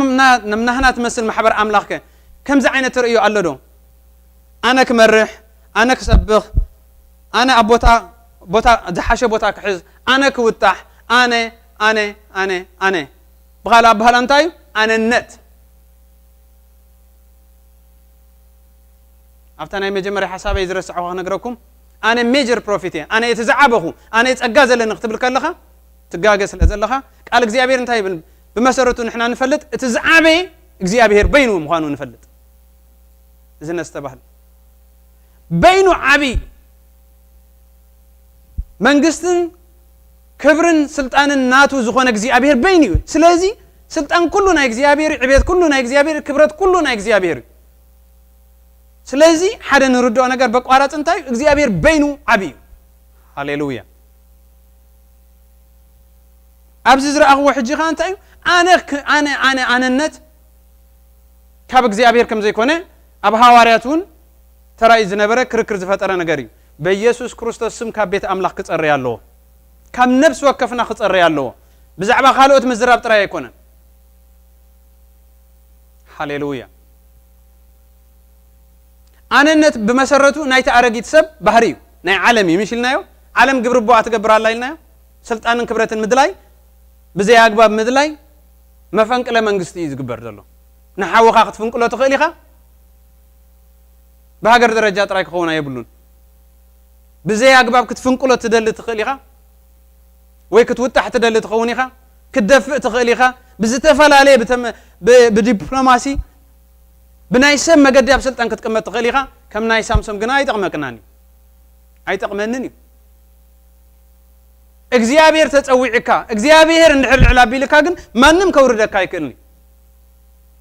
بمسرته إجزيابير العلزة بلا كازلون كتقوي تبدي كونس كتقلقلي مليس كباريان أخذ كوني بمسرته باريان أخذ كون ممليس كان أخذ تحتي تتأجى أنت حيل أنت مت ولا تأجى يهلوكا ولا ناي فوس سلطاني هلوكا ولا ناي تنبيت حيلي هلوكا ممليس كان أخذ تحت نسوخة أنا تقوي تخال على كتب الله به وتكاي أنت هيري أمدا أمهم مهاريهم إجزيابير أتري ويبلنا هاليلويا ناي أرجيت بحري حزناك الملالس أي قبعني we are born again Christians سلزي أنت يبلنا لك على إجزيابير Christianity ويكا born again Christian مخان انتهي ندحريلنا نايلوت قداي there should be change أبي وتنا كله خلال وإحواتي ناي تحساس باللوتي ناي سنة لبونا لوتي ناي النبابرا لوتي ناي كايدا لوتي كله خلاله أي تحساس بال ناي perspective نرأسو لوتي كله ونالو بمنتاي بقال أملاخ أمرنا كحدث منفس تحتنا منفس هدات منفس عقلي بجزيقة جزي أبير حاف كم بلكا خمس خونة بنات كاتخود ما قد جنا خمسك على جزي أبير زبلو نسب تعيد تتمسلو ما قد الله مودع تاخ أنت تفقاتيا ودكاتيا جزي أبير حاف كسع زبلكا متصباي يعني جزي أبير عيو جزي أبير كأفت زدليه جزين ساعتن كعية كايو سلازي إزي كابزنا يقول تنا يسوع كريستوس تمرتي نري أدلنا انتهى اندحريلنا كرح كم زلوا سلطانن كبرتن قوي تنا يسوع كريستوس بجزيو كم زرخ بوي فلتي قدايون أقلقيلون باريا ملك باريا وسيدو مسود قداي انتهى ليسوع كريستوس نافتي زنبركوا بوتاي ملسنيلو بجبري مالتي مسا قلقل كا مسل فعخا إخا ناي كبر بوتا تقمت سقل كازمت نجار يلن أقوارج ما قد زبها النجار يلن قال جزي أبيري مهرنا له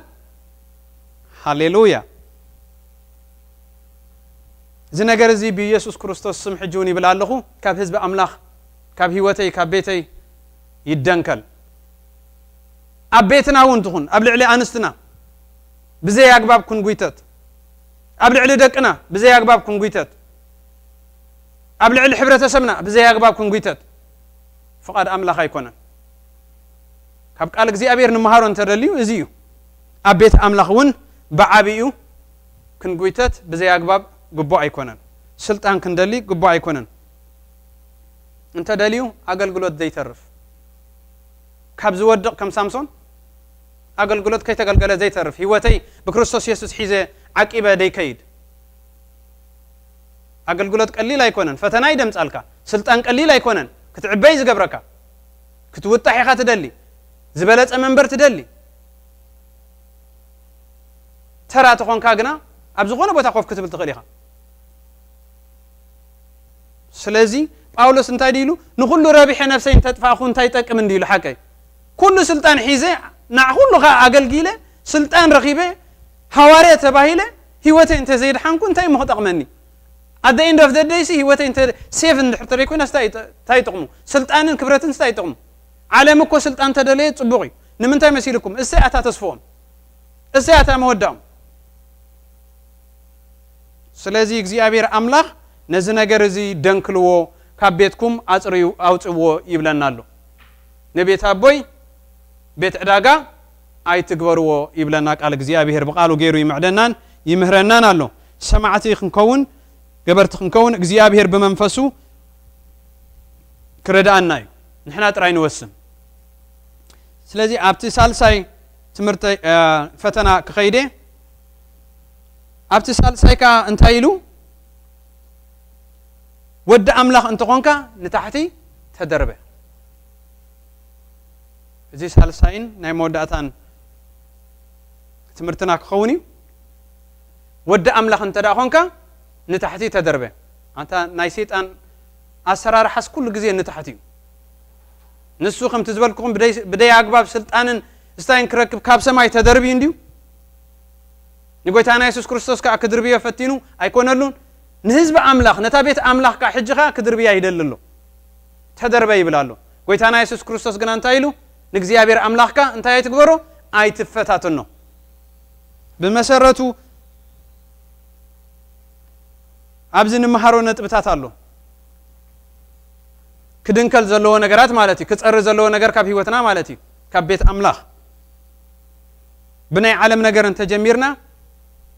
ዓለም ከምዚ ዝብል ምርዳእ ኣለዋ ኣምላኽ እንድሕር ኣሎ ደኣ እንታይ ክብል ፈቱ መጀመርያ ሰብ ንእግዚአብሔር ኣምላኹ ዝፈታተኖ ወይ ፍጡር ንእግዚአብሔር ኣምላኹ ዝዳፈሮ መዓሲ እንድሕር ኢልኩም ፈተና ምስ ዝመጽ እዩ ኣብ ግዜ ሰላም ዝዳፈር የለን ኣምላኽ ኣቤለኻ ዝብል ኣብ ግዜ ሰላም ኣይኮነን ሰብ ስለዚ እዚ ሉቃስ ዘንበብናዮ ዝገርም እዩ ምስቲ ምድንካል ኣብ ዮሐንስ ዘሎ ዝረኣናዮ መንፈስ ኣምላኽ ናብዚ ሓሳብ ዝወስደኒ ከሎ ብጣዕሚ ተሓጒሰ ንምንታይ ጎይታና ኢየሱስ ክርስቶስ ኣብ ግዜ ፈተኑ እዩ ነዚ ነገር ዝበድህዎ ጎይታ ኢየሱስ ክርስቶስ ኣብዚ ፈተና ዝኾይኑ እዩ በድህዎ ስለዚ ፈተና ንሰብ ንህዝቢ ኣምላኽ ከውድቆ ይግባእ ዶ እንድሕር ኢልና ከም ቃል ኣምላኽ መሰረት ትቃወሞ እምበር ከውድቀካ ኣይግባእን እዩ ኪድራ ሓቂኻ ክትብሎ ዘለካ ነቲ ፈታኒኻ ብዝኾነ ይኹን ምክንያት ዝመፅእ እምበር ከውድቀካ ኣይግባእን እዩ ስልጣን ኩሉ ናይ እግዚኣብሔር እዩ ስለዚ ግን ሰብ ኣብ ፈተና ኮይኑ እዩ ንእግዚኣብሔር ዝፈታተኖ መጀመርያ ሓሳበይ ብናይ ዓለም ነገር ክጅምር ይፈቱ ዓለም እዚ ኩሉ ሽግርን መከራን እንዳረኣየት እንታይ ትብል እግዚአብሔር እንተዝህሉ ኣምላኽ ትብልዎ ነገር እንተዝህሉ ደኣ እቲ ኣምላኽ ትብልዎ እንተዝህሉ ደኣ እዚ ኩሉ ውግእ እዚ ኩሉ ወረውግ እንታይ እዩ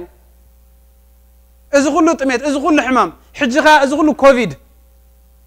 19 እዚ ኩሉ ሕማም እንታይ እዩ ስለዚ ስለ እግዚአብሔር ኣይትንገሩና ኣበሎ ደኣ መከራና ይብል may I say something ንሰምዕ ዘበለ ኩሉ ክዛረብ ደሊ ብቃል እግዚአብሔር መሰረት መልስ ለና እግዚአብሔር ዘይኮነን ይሕዋተይ ሰማይን ምድርን ፈጢሩ ውቅብቲ ምድሪ ፈጢሩ ንሰብ ኣብ ገነት ኣብታ ምድሪ ውቅብቲ ዝኾነት ዓለም ፈጢሩ መሊሱ ገነት በርባዕቲኡ ወገናኻ ውሕጃት ከም ድውሕ ዝገይሩ ኣብ ገነት ኤደን ኣቐመጦም ዘይኮነን ዝብል እግዚአብሔር ኩሉ ምስ ፈጠረ እንታይ ይውድእ ነይሩ ጽቡቕ ከም ዝኾነ ረአየ እግዚአብሔር ዝፈጠሮ ዘበለ ኩሉ ጽቡቕ እዩ ሓንቲ እኳ ሕማቕ ኣይፈጠረን ስለዚ ዓለም ብዘይ ምርዳእ በዓላ ዘባላሸወቶ ነገር ሰብ ባዕሉ ምስ ዲያብሎስ ተመሳጢሩ ዘባላሸወ ምድሪ መርገም ናብ ገዛእ ምድሩ ዘእተወ ክነሱ ኣቤሎ ኣምላኽካ ይብላሎ ንዓኣቶም ኣይፈርዶምኒ ንዓለም ክንፈርዶም ኣይንኽእልኒ ኢና ንምንታይ መንፈስ ድንቁርና ኣብ ኣቶም ዓዚዙሎ ይዕንቶም ዓዊሩሎ ብዲያብሎስ በትና ኣዳምን ሂዋንን ዘውደቀ እስቲል ኣብቶም ደቂ ኣምላኽ ዘይኮኑ ገኒኑ ስለ ዘሎ ንኣምላኽ ክሪእዎ ኣይክእሉን እዮም መንፈስ ኣምላኽ ስለዚ የብሎም ከስተብህሉ ኣይክእሉን እዮም እምበር መጽሓፍ ቅዱስ ግንጽል ኣቢልካ መጀመርያ ጀነሲስ ወይ ዘፍጥረት ክፍት ኣቢልካ ኣምላኽ ብመጀመርታ ሰማይን ምድርን ፈጠረ ኢሉ ምስ ቀጸለ ንኹሉ ጽቡቕ ከም ዝገበረ ነዛ ዘድንቕዋ ድገርመኩም ተፈጥሮ ከዓ የድንቑ እኳ እዮም ብሕልፊ ጸዓዱ እዚ ንሪኦ ዘለና ጽቡቕ ኣተኽልቲ እዚ ኩሉ ሰናይ ምዃኑስ በዓሉ ከምዘይ ምዃኑ መጾስ ምስክር እዮም እኮ እዚ ኩሉ ፍጥረት ምስክር እግዚኣብሔር እዩ ደስ ይብሎም ኣሎ ግናኸ ናይ ኣምላኽ ፍጥረት ምዃኑ ባዕሎም ከዓ ከም ዘባላሽዎ መርገም ኣብ ዓለም ከም ዘምፃና ባዕልና ከስተባህሉ ኣይከኣለን ስለዚ ምስ መንፈስ ዓለም ዘራኽብ የብልና ንሕና ከምዚ ዓይነት ምርዳእ ክህልወና ብፍጹም ኣይክእልኒ ብፍጹም ኣይግባእኒ ጥራይ ዘይኮነስ ኣይክእልኒ ኣይግባእኒ ንእግዚአብሔር ኣምላኽና ብዝኸውን ዘሎ ናይ ዓለም ነገር ዋላ ኮቪድ ሕማም በዚ ኣጋጣሚ ንእግዚአብሔር ኣምላኽና ክንፈታተኑ ኣይንኽእልኒ ኢና أنت أملاك أنت كوي نزيلك قبل على أملاك تفتاتنا يتخلنها بقولتنا يسوع كريستوس كم زوجة جن نجزي أبير أملاك أي تفتاتنا يملسنا سلزني عالم نجرينا لنا أب أمنت زتر يوزيقه አለዶ ንአምላኽና ንመንፈስ ቅዱስን ናይ ምፍታታን ተርእዮስ ይረአይ ዲዩ እንድሕሪልና sadly unfortunately አሎ በዚ ምክንያት እኮ ቃል እግዚአብሔር አምላኽ ነቲ ንመዓልቲ ምድሓንኩም ዝተሓተምኩም ሉ ናይ አምላኽ መንፈስ እንታይ ትግበርዎ ኢሉ አይተጉሂዎ ኢሉ መንፈስ ቅዱስ አምላኽ እዩ መንፈስ እግዚአብሔር አምላኽ ተጉሂዮ ለኻ ማለት ትፈታተኖ ለኻ ማለት እዩ ስለዚ ፈተና ክመጽእ ከሎ ከምቲ ንጎይታና ኢየሱስ ክርስቶስ ዝመጾ ናባና ፈተና ክመጽእ ይኽእል እዩ ኣብ ዓለም ስለ ንነብር ዘለና sadly ግን ህዝቢ አምላኽ ሕጂውን ከምቲ እስራኤላውያን እግዚአብሔር ተኸኽ ዘበልዎ ሕጂውን እግዚአብሔር አምላኽ ቤቱ ክነስና መንፈስ እግዚአብሔር ሓዲርና ከሎ ብዝመጽእ ፈተና ብዝተፈላለየ ዝመጽእ ፈተና እግዚአብሔር ብኹፉእ ከም ዘይፍትን እንዳፈለጥና ንእግዚአብሔር አምላኽና ግን ንፈታተኖ ኣለና ብዝመጽና ሳዕቤን ብንገብሮ ይኹን ብዝነይንገብሮ ኩሉ ግዜ ኣብ ልዕሊ አምላኽ ኣፍና እንዳወጣወጥና በአፍና እኳ እንተዘይበልና ብውሽጥና እንዳሓመና ንእግዚአብሔር አምላኽና ክንፈታተኖ ንፍትህ ኣለና ነታ ቤቱ ነርሳሕ ኣለና ማለት እዩ እዚ እውን ክድንከል ዘለዎ እዩ ብሽም ኢየሱስ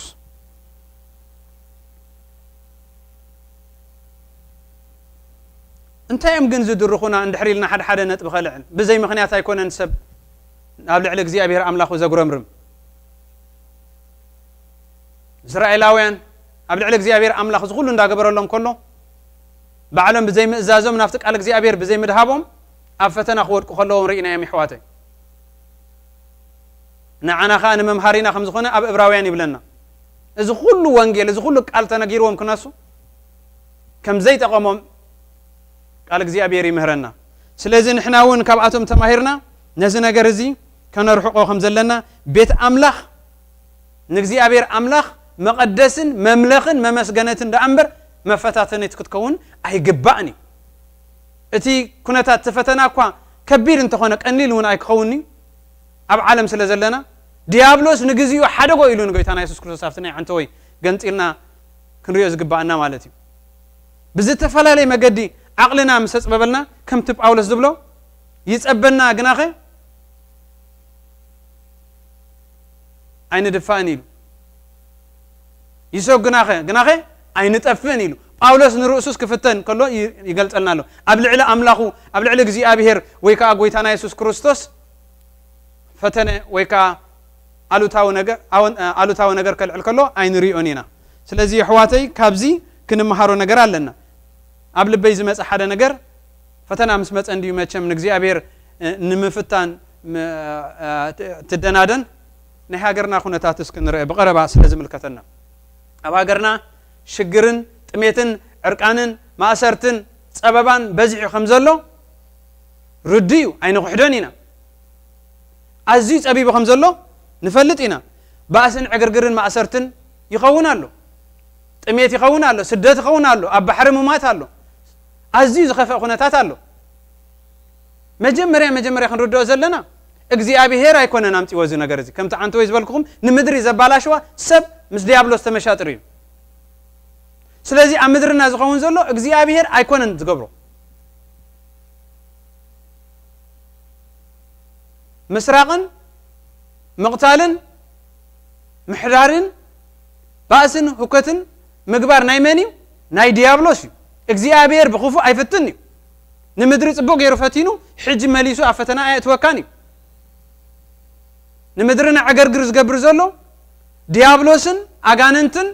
ምስ ኣጋንንቲ ዝሓብሩ ዘበሉ ሰባትን እዩ እንተ ብፍላጥ እንተ ብዘይፍላጥ ማለት እዩ ኩሉ ኽፉእ ካብ ዲያብሎስ ኩሉ ጽቡቕካ ካብ ላዕሊ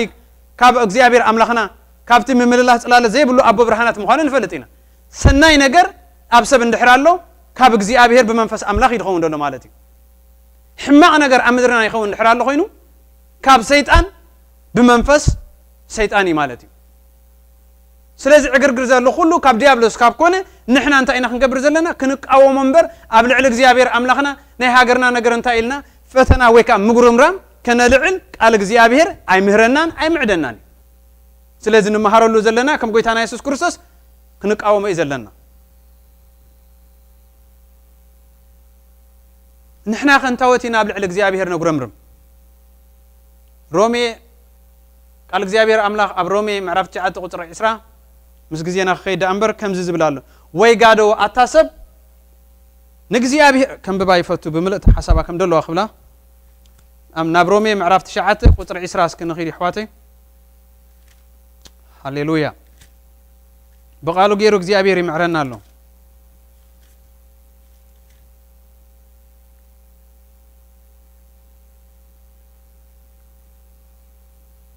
قطر عسرة عرف تشعته قطر عسرة رومي قنت لنا نرأي كلها هنا حواتي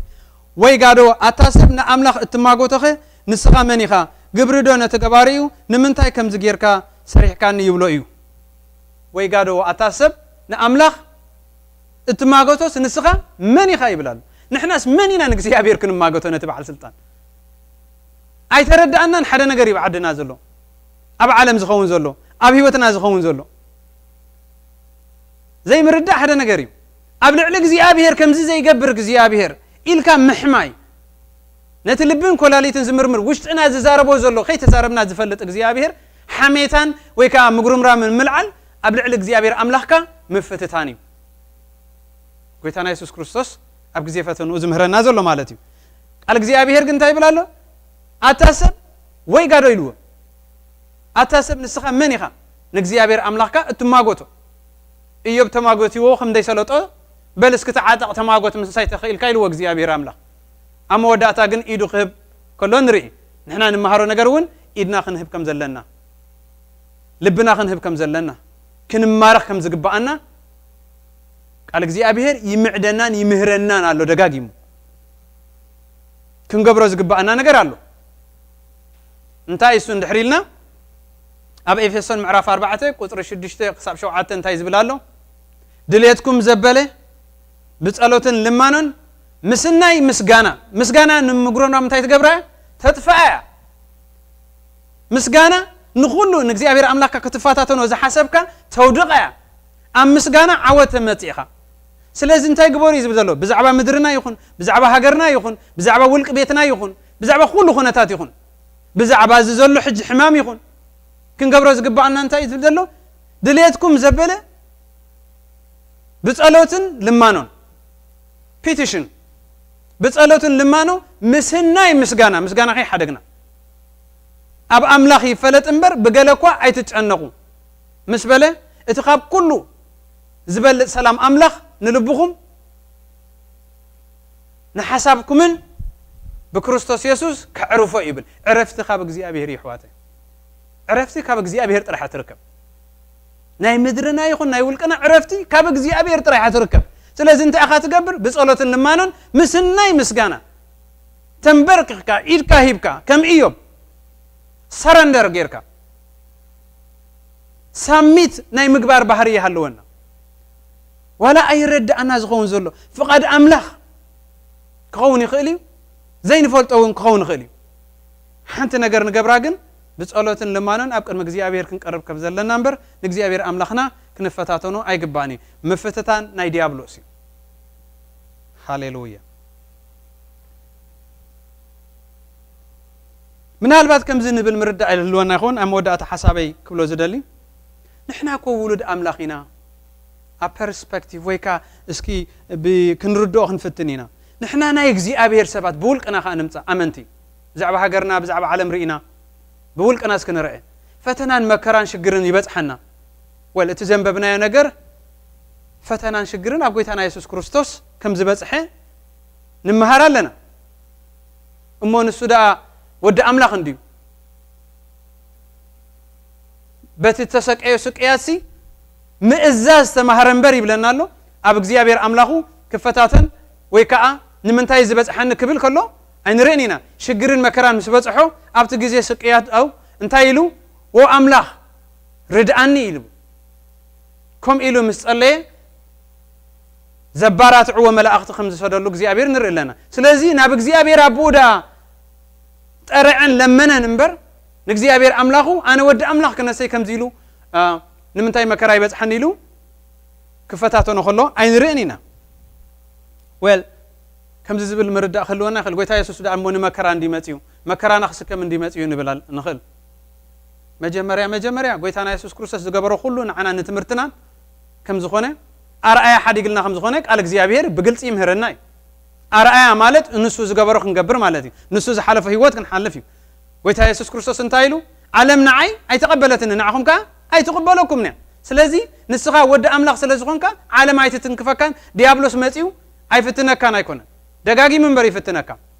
መዓስ ርሑቕ ኣሎ ብዙርያኻ ከም ዘሎ ቃል እግዚኣብሔር ይዛረብ እንዲ ንግዚኡ ንጎይታና ኢየሱስ ክርስቶስ ካብ ሓደጎ ንዓና ሞ 10 ግዜ ዝመላለሰና ማለት እዩ ግሎሪ ቱ ጋድ ግን ስልጣን እውን ተባሂብና ጎይታ ኢየሱስ ስልጣን ሂብና ይስቂል ይኮነን ተቃወሙ ዝብል ብስጋን ደምን ክንዋጋ እግዚአብሔር አይደልን እዩ ዓመ ከም ዘይብልና ይፈልጥ እዩ አይ በخለትን አይ በኃይልን በመንፈሳይ ይሉ ጎይታ ኢየሱስ ቃል እግዚአብሔር ኮም ይሉ ስለዚህ ጎይታና ኢየሱስ ክርስቶስ ተፈቲኑ ሐዋርያት ከአ እዚ ሁሉ ውልድ አምላክ ኮይኑ እሙኻ አብ ጎይታና ኢየሱስ ክርስቶስ ዝተሐሪው አፈተና ወድቁ ከለው ንሪ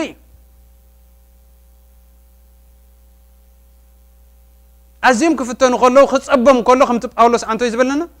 ንድፋ ይጸበና ይሰጉና ግና ካይ ንጠፍን ይብል ናይ ጳውሎስ ታሪኽ ሲ ሓንቲ መዓልቲ ናይ ዕረፍቲ ታሪኽ የብሉን ብናይ ስጋ አእምሮ ማለት እዩ ብናይ አእምሮ ሰባት ተሓሳስባ ዕረፍቲ ዝበሃል አይነበሩን እዚ ሰባት እዚ ሰብ እዚ እኮ ብጎይታ ተሓጎሱ ደጊመ ተሓጎሱ ዝብል ዘሎ ሓጎሱ ኣብ ኩነታት ዘይኮነሲ ምስቲ ውሽጥ ዘሎ ስለ ዝገበሮ እዩ እምባር አ ፐርስፔክቲቭ ወይ ከዓ ምስ መረዳእታ ክንገብረሉ እንድሕር ኮይና ብናይ ቀደም ጌርና ንርአየሞ ኢየሩሳሌም ንርአያ ኢየሩሳሌም ማለት ናይ እግዚአብሔር ህልውና መግለጺ እያ ነይራ ብዛዕባ ናይ ውልቅና እዚ ዛረብ ዘለኹ ውልድ አምላኽ ስለ ዝኾናስ ፈተና ክመፀና ይኽእል ዶ ሽግርን መከራን ክስዕበና ይኽእል ዶ ንዝብል ነገር እዩ መረዳእታ ክበሉ ዝዛረብ ዘለኹ ኢየሩሳሌም ኣብቲ ቀደም ግዜ ናይ አምላኽ ማሕደር እያ ህልውና አምላኽ ኣብኣ ነይሩ አምላኽ ኣብኣ ማኒፌስት ትገብር ነይሩ ንርእሱ ስለዚ ኣብ ኢየሩሳሌም ዳ ህልውና አምላኽ ይሃሉ እምበር ኣብ ከባቢኣ ግን ህልውና አምላኽ ኣይነበረን ግዛኣት አምላኽ ኣይኮንኩን ዝብሉ ዘለኹ እቲ ማኒፌስቴሽን ናይ እግዚአብሔር ምግላጽ እዩ ዝብል ዘለኹ እግዚአብሔር ንሰማይን ምድርን ዝገዝ እዩ ኣብታ ከባቢ ኢየሩሳሌም ግን በዓል ዳጎን እዮም ነይሮም በዓል ጣዖት እዮም ነይሮም በረኽቲ እዮም ነይሮም ስለዚ ኣብታ ህልውና እግዚአብሔር አምላኽ ዘለዋስ ኣብ ከባቢኣ ኸ እንታይ ኣሎ ናይ አምላኽ ዘይኮነ ናይ ኣጋንንቲ ዝኾነ ነገር ኣሎ ማለት እዩ ኢየሩሳሌም ማሕደር እግዚአብሔር ካብ ዝኾነት ከምዚ ዝተማሃርና ኣብ ዮሐንስ ምዕራፍ 2 ንቤት አቦይ ቤት ዕዳጋ ይትግበሩ ኢሉ ቤት እግዚአብሔር ካ ንሕና ምዃና ንፈልጥ ኢና እቲ ሓዳሽ ኢየሩሳሌም ማለት መንፈሳውያን ኣብ ምድር ዘለና ኢየሩሳሌም ናይ እግዚአብሔር ማሕደርቲ ንሕና ማሕደር አምላኽ ኢና ስለዚ አባና መንፈስ አምላኽ ኣሎ ዶ የስ ህልውና አምላኽ ኣሎ ዶ የስ ናይ አምላኽ ሰባት ዲና የስ በክርስቶስ ኢየሱስ ወኾይና እንዲና ነገርናን ጉዳይናን ፈጺሙ ነቲ ዝነበረና ሁሉ ደንኪሉ ናይ እግዚአብሔር አምላኽ መንፈስ ቅዱስ ማሕደር ገይርና እዩ however እንተኾነ ግና ኣብ ከባቢና ግን ካልእ ዳጎናት ኣሎ ካልእ መንፈስ ዘለዎም ኣሎ መንፈስ አጋንንቲ መንፈስ ዲያብሎስ ዘለዎም ኣብ ኣየራት ኮነ ብሰባት ገይሮም ብደቅ ደይ ምእዛዛት ገይሮም ዝገዝኡ ኣለው እዚኣቶም እንተ በቀጥታ እንተ በተዘዋዋሪ መገዲ ይፈታተኑና ይደፋፉና ንእግዚአብሔር አምላኽና ክንደፍሮ ይገብሩና ፈተና ማለት እዩ ስለዚ እቲ መረዳእታ ዝህበሉ ነገር እንታይ እዩ የስ አገልጋለ አምላኽ በክልተ ነገር ክትፍተን ትኽእል ኢኻ መጀመርያ አገልጋለ አምላኽ ከም በዓል ሐዋርያት ስለ ዝኾንካ ፈተና ክመፀካ ኸእል እዩ መከራ ዝመፀካ እኮ አገልጋለ ስለ ዝኾንካ ክበሃል ኸእል እዩ ሓቂ እዩ እሱ ግን ጥራይ ኣይኮነን ብውልቁ ንመፀካ እዩ ንምንታይ እንድሕር ኢልኩም ቤት መቅደስ አምላኽ እንዲኻ ናይ እግዚአብሔር ቤት እንዲኻ ብውልቅኻ ዋላ አገልጋለ ኣይትኹን ፈተና ይመፀካ እዩ አገልጋለ ኮንካ ክመፀካ ኸእል እዩ ብውልቅኻ ክመፀካ ኸእል እዩ ንምንታይ ቤት አምላኽ ኢኻ እቲ ዲያብሎስ ነታ ቤት አምላኽ ከርሳሓን ከባላሽዋን ቤት ዕዳጋን ቤት ዓለምን ክገብራ ይመጽ እዩ ንምንታይ ብርሃን ኣለካ ስኻ ነታ ብርሃን ክቃወም ኢሉ ይመጽ እዩ ንኢዮብ ንምንታይ ዲ ተቃዊሞ ይሕዋተይ ሐዋርያ ዲ ነይሩ ምስ እግዚአብሔር አምላኹ ዝመላለስ ሰብ እኳ ነይሩ ናይ ኢዮብ ነገር ግን ሓደ ነገር ነይርዎ ናይ እግዚአብሔር ህልውና ኣብ ውሽጡ ነይሩ ናይ እግዚአብሔር ህልውና ኣብ ውሽጡ ነይሩ ስለዚ ነታ ናይ እግዚአብሔር ህልውና እታ ህይወቱ በእግዚአብሔር ዝኾነት ንዓዓ ክፈታተና መጽዩ ግና ክመጽእ ከሎ ብቐጥታ ኣይኮነን መጽዩ መጀመርያ ብንብረቱን ብገንዘቡን ከምቲ ዝበልናዮ ብንጌራን ብንብረትን ብዝብላዕን ብዝስተን ማለት እዩ نممهارينا تصحيف زقرم بنبرة بسلطان نائيو بنجيرون بكل المتيو بتوم بدقوا زنية لهم دقون دق يالوني زبلهم تريت يالوني زبلهم باروت يالوني زبلهم نخلهم كتفهم كله ديابلوس نرئ لنا مودعتاون بهيوتو خمص خلو نتا سغو خفتاتنا خلو نرئ لنا እግዚአብሔር አምላኽና ነታ ህይወቱ አይተጥፋያ አይተንከፋ እንተ ዘይብለውን ነታ ህይወቱ ናይ ማሐደጋ ነይሩ ግና ናይ ሰይጣን ነገር እንታይ ሕጂው ነታ ህይወቱ ስለዝደለያ ኢዮብ ኣብ ልዕሊ እግዚአብሔር አምላኽ ከጉረምርም ኢዮብ ኣብ ልዕሊ እግዚአብሔር አምላኽ ክትስ ፈተና ክገብር ንእግዚአብሔር አምላኽ ክፈታተነ ግና ብዝተፈላለየ ሰርከምስታንስስ ኩነታት ፈጢሩ ብሰበይቱ ክሳዕ ደፊ ገይሩ እንታይ ክብል ከሎ ንርኢ ንእግዚአብሔር አምላኽካ ከሓደሞ ሙት እንድሕር ንእግዚአብሔር አምላኹ ክሒዱ ንእግዚአብሔር አምላኹ ተተፋታቲኑ ነታ ህይወቱ እግዚአብሔር አይተጥፋያ ዝበሎን ሰይጣን እንድሕር ጠፊአ ዳ እንታይ ሒዙ ተሪፉ እንታይ ሒዝካ ተሪፍካ ማለት እዩ ድሕሪ ማይና በዓቲ ህይወትካ እንድሕር አጥፊኻስ እንታይ ሒዝካ ጠፊኻ ተሪፍካ ማለት እዩ ስለዚህ ህይወትና ምእንታን ከነጥፋይ ዲያብሎስ በነገራት በእንጌራዲዩ በስልጣንን ክብረትን ዲዩ بمكرا بمزحدي دفتاتنا زلمبر ناي انجيرا قديسو يكونن ناي كومنت زخون نيرو انجيرو مسوسده طريتو مسوسدو دق مسوسده ديابلوس نمنتاين ايوب زي حدغو اي حدغون نهيوت يدليوا سلازي بولقنا ونفتنينا خبل دليئه زغل مرداتا زمصو زلخو يحواتي غويتا يسوس كريستوس كوميلو نتا برهاننا كصلمت نتا بكريستوس رخمنا يا برهان اتي ناي صلمات حيلي كريستوس نتا كاب صلمات حيلي اوتيو نا منغست فقر ودو ياتينا خنسو እግዚአብሔር አምላክ ማለት እዩ ና ብርሃን ወዱ ና መንግስት ፍቅር ወዱ ياتينا كنسوሲ እቲ ናይ ጽልማት حيلي ግና ናብታ ተመሊሱ በርዑት ባርነት ክንቁረንሞ ናብ አኸትወና ይፈተናሉ ፈተና ኣብ ልዕሊ እግዚአብሔር አምላክና ንእግዚአብሔር አምላክና በመፍተታን ናተ ህይወትሲ ከርተትዩ እንታይ ትርጉም አለው ዝብል ትርጉም ስለዘለው ወደ ይኮነን ጎይታና ኢየሱስ ክርስቶስ ካብ ሰማይ መጽዩ ነዛ ቤት እዚ አዘጽረያ مسؤ كنجس مسؤ كنبر زي كونن እግዚአብሔር አምላክና ንህይወትና ክድሕ እንደይኮነን መጽዩ ከነጥፋ አዲዩ ስለዚህ እቲ ሐሳብ እንታይ ኣብ ሰማይ ክሳዕ ዘየለና ክሳብ ሕጂ ኣብ ምድሪ ክሳዕ ዘለና እዚ ፈተናን መከራን ሽግርን ኣሎ ደጋጊምና የደ አንበር በጎይታና ኢየሱስ ክርስቶስ ተፈታቲኒዩ ሐዋርያት ተፈቲኖም አገልገልቲ ይፈተኒዮም በውልቅኻ ምእማናን ከይፈተኒዮም አምድሪ خلنا نفتنينا ሽግራይ መጸንኒ መከራይ መጸንኒ ዝባሃል የለን ኣብ ሰማይ ኮና ነብር ዘለና ብርግጽ ሀገርና ኣብ ሰማይ አለ እግዚአብሔር እንታይ ይዝብለና ንሰይጣን ተቃወሙ ንሰይጣን ተዋጎ ወይብለና አለ እንድሕር ውግእት ኣብ ሰማይ መቼ ውግእን መቋዋምን ከም ዘየለው እንፈልጥና ኣብ ሰማይ ዕረፍት ከም ዘሎ ይንሰል ስለዚህ ኣብ ውግእ እንድሕርና ኣብ ምድሪ ኢና ዘለና ማለት እዩ ኣብ ምድሪ ኮይና ኢና እንዲያብሎስ ንጽበየ ዘለና ሰማያውያን ምዃንና ግና ቃል እግዚአብሔር ይዛረብ ንምንታይ ንሕና ሃገርና ኣብ ሰማይ ካብኣ ድማ መድሓኒ ንሱኻ ኢየሱስ ክርስቶስ ንጽበ ኣለና ይብል ስለዚህ ጎይታና ምስኡ ምእንታን ክንከውን ኣብ ቤት ኣቦይ ብዙሕ ማሕደር ኣሎ ተመሊሰ ክመጽእ ክወስደኩም ይልና ኣሎ ክሳዕ መጽእ ዝወስደና ኣብ ውግእ ኢና ዘለና ማለት እዩ ኣፈተና ኢና ዘለና ይሕዋተይ ኣይና ዓሹ ተመሊሰ ክወስደኩም እኮ ይዝብል ዘሎ ንሱ ይብል ቀጽኢሉፍቲ ፊሊፒ ዝጀመርኩ ጥቅሲ ነቲ ክቡር ስጉእ መታን ክመስል ነዚ ናይ ውርደት ስጋና ክልውጦ እዩ በቲ ንኹሉ ክመልከሉ ዝከኣሎ ሓይሉ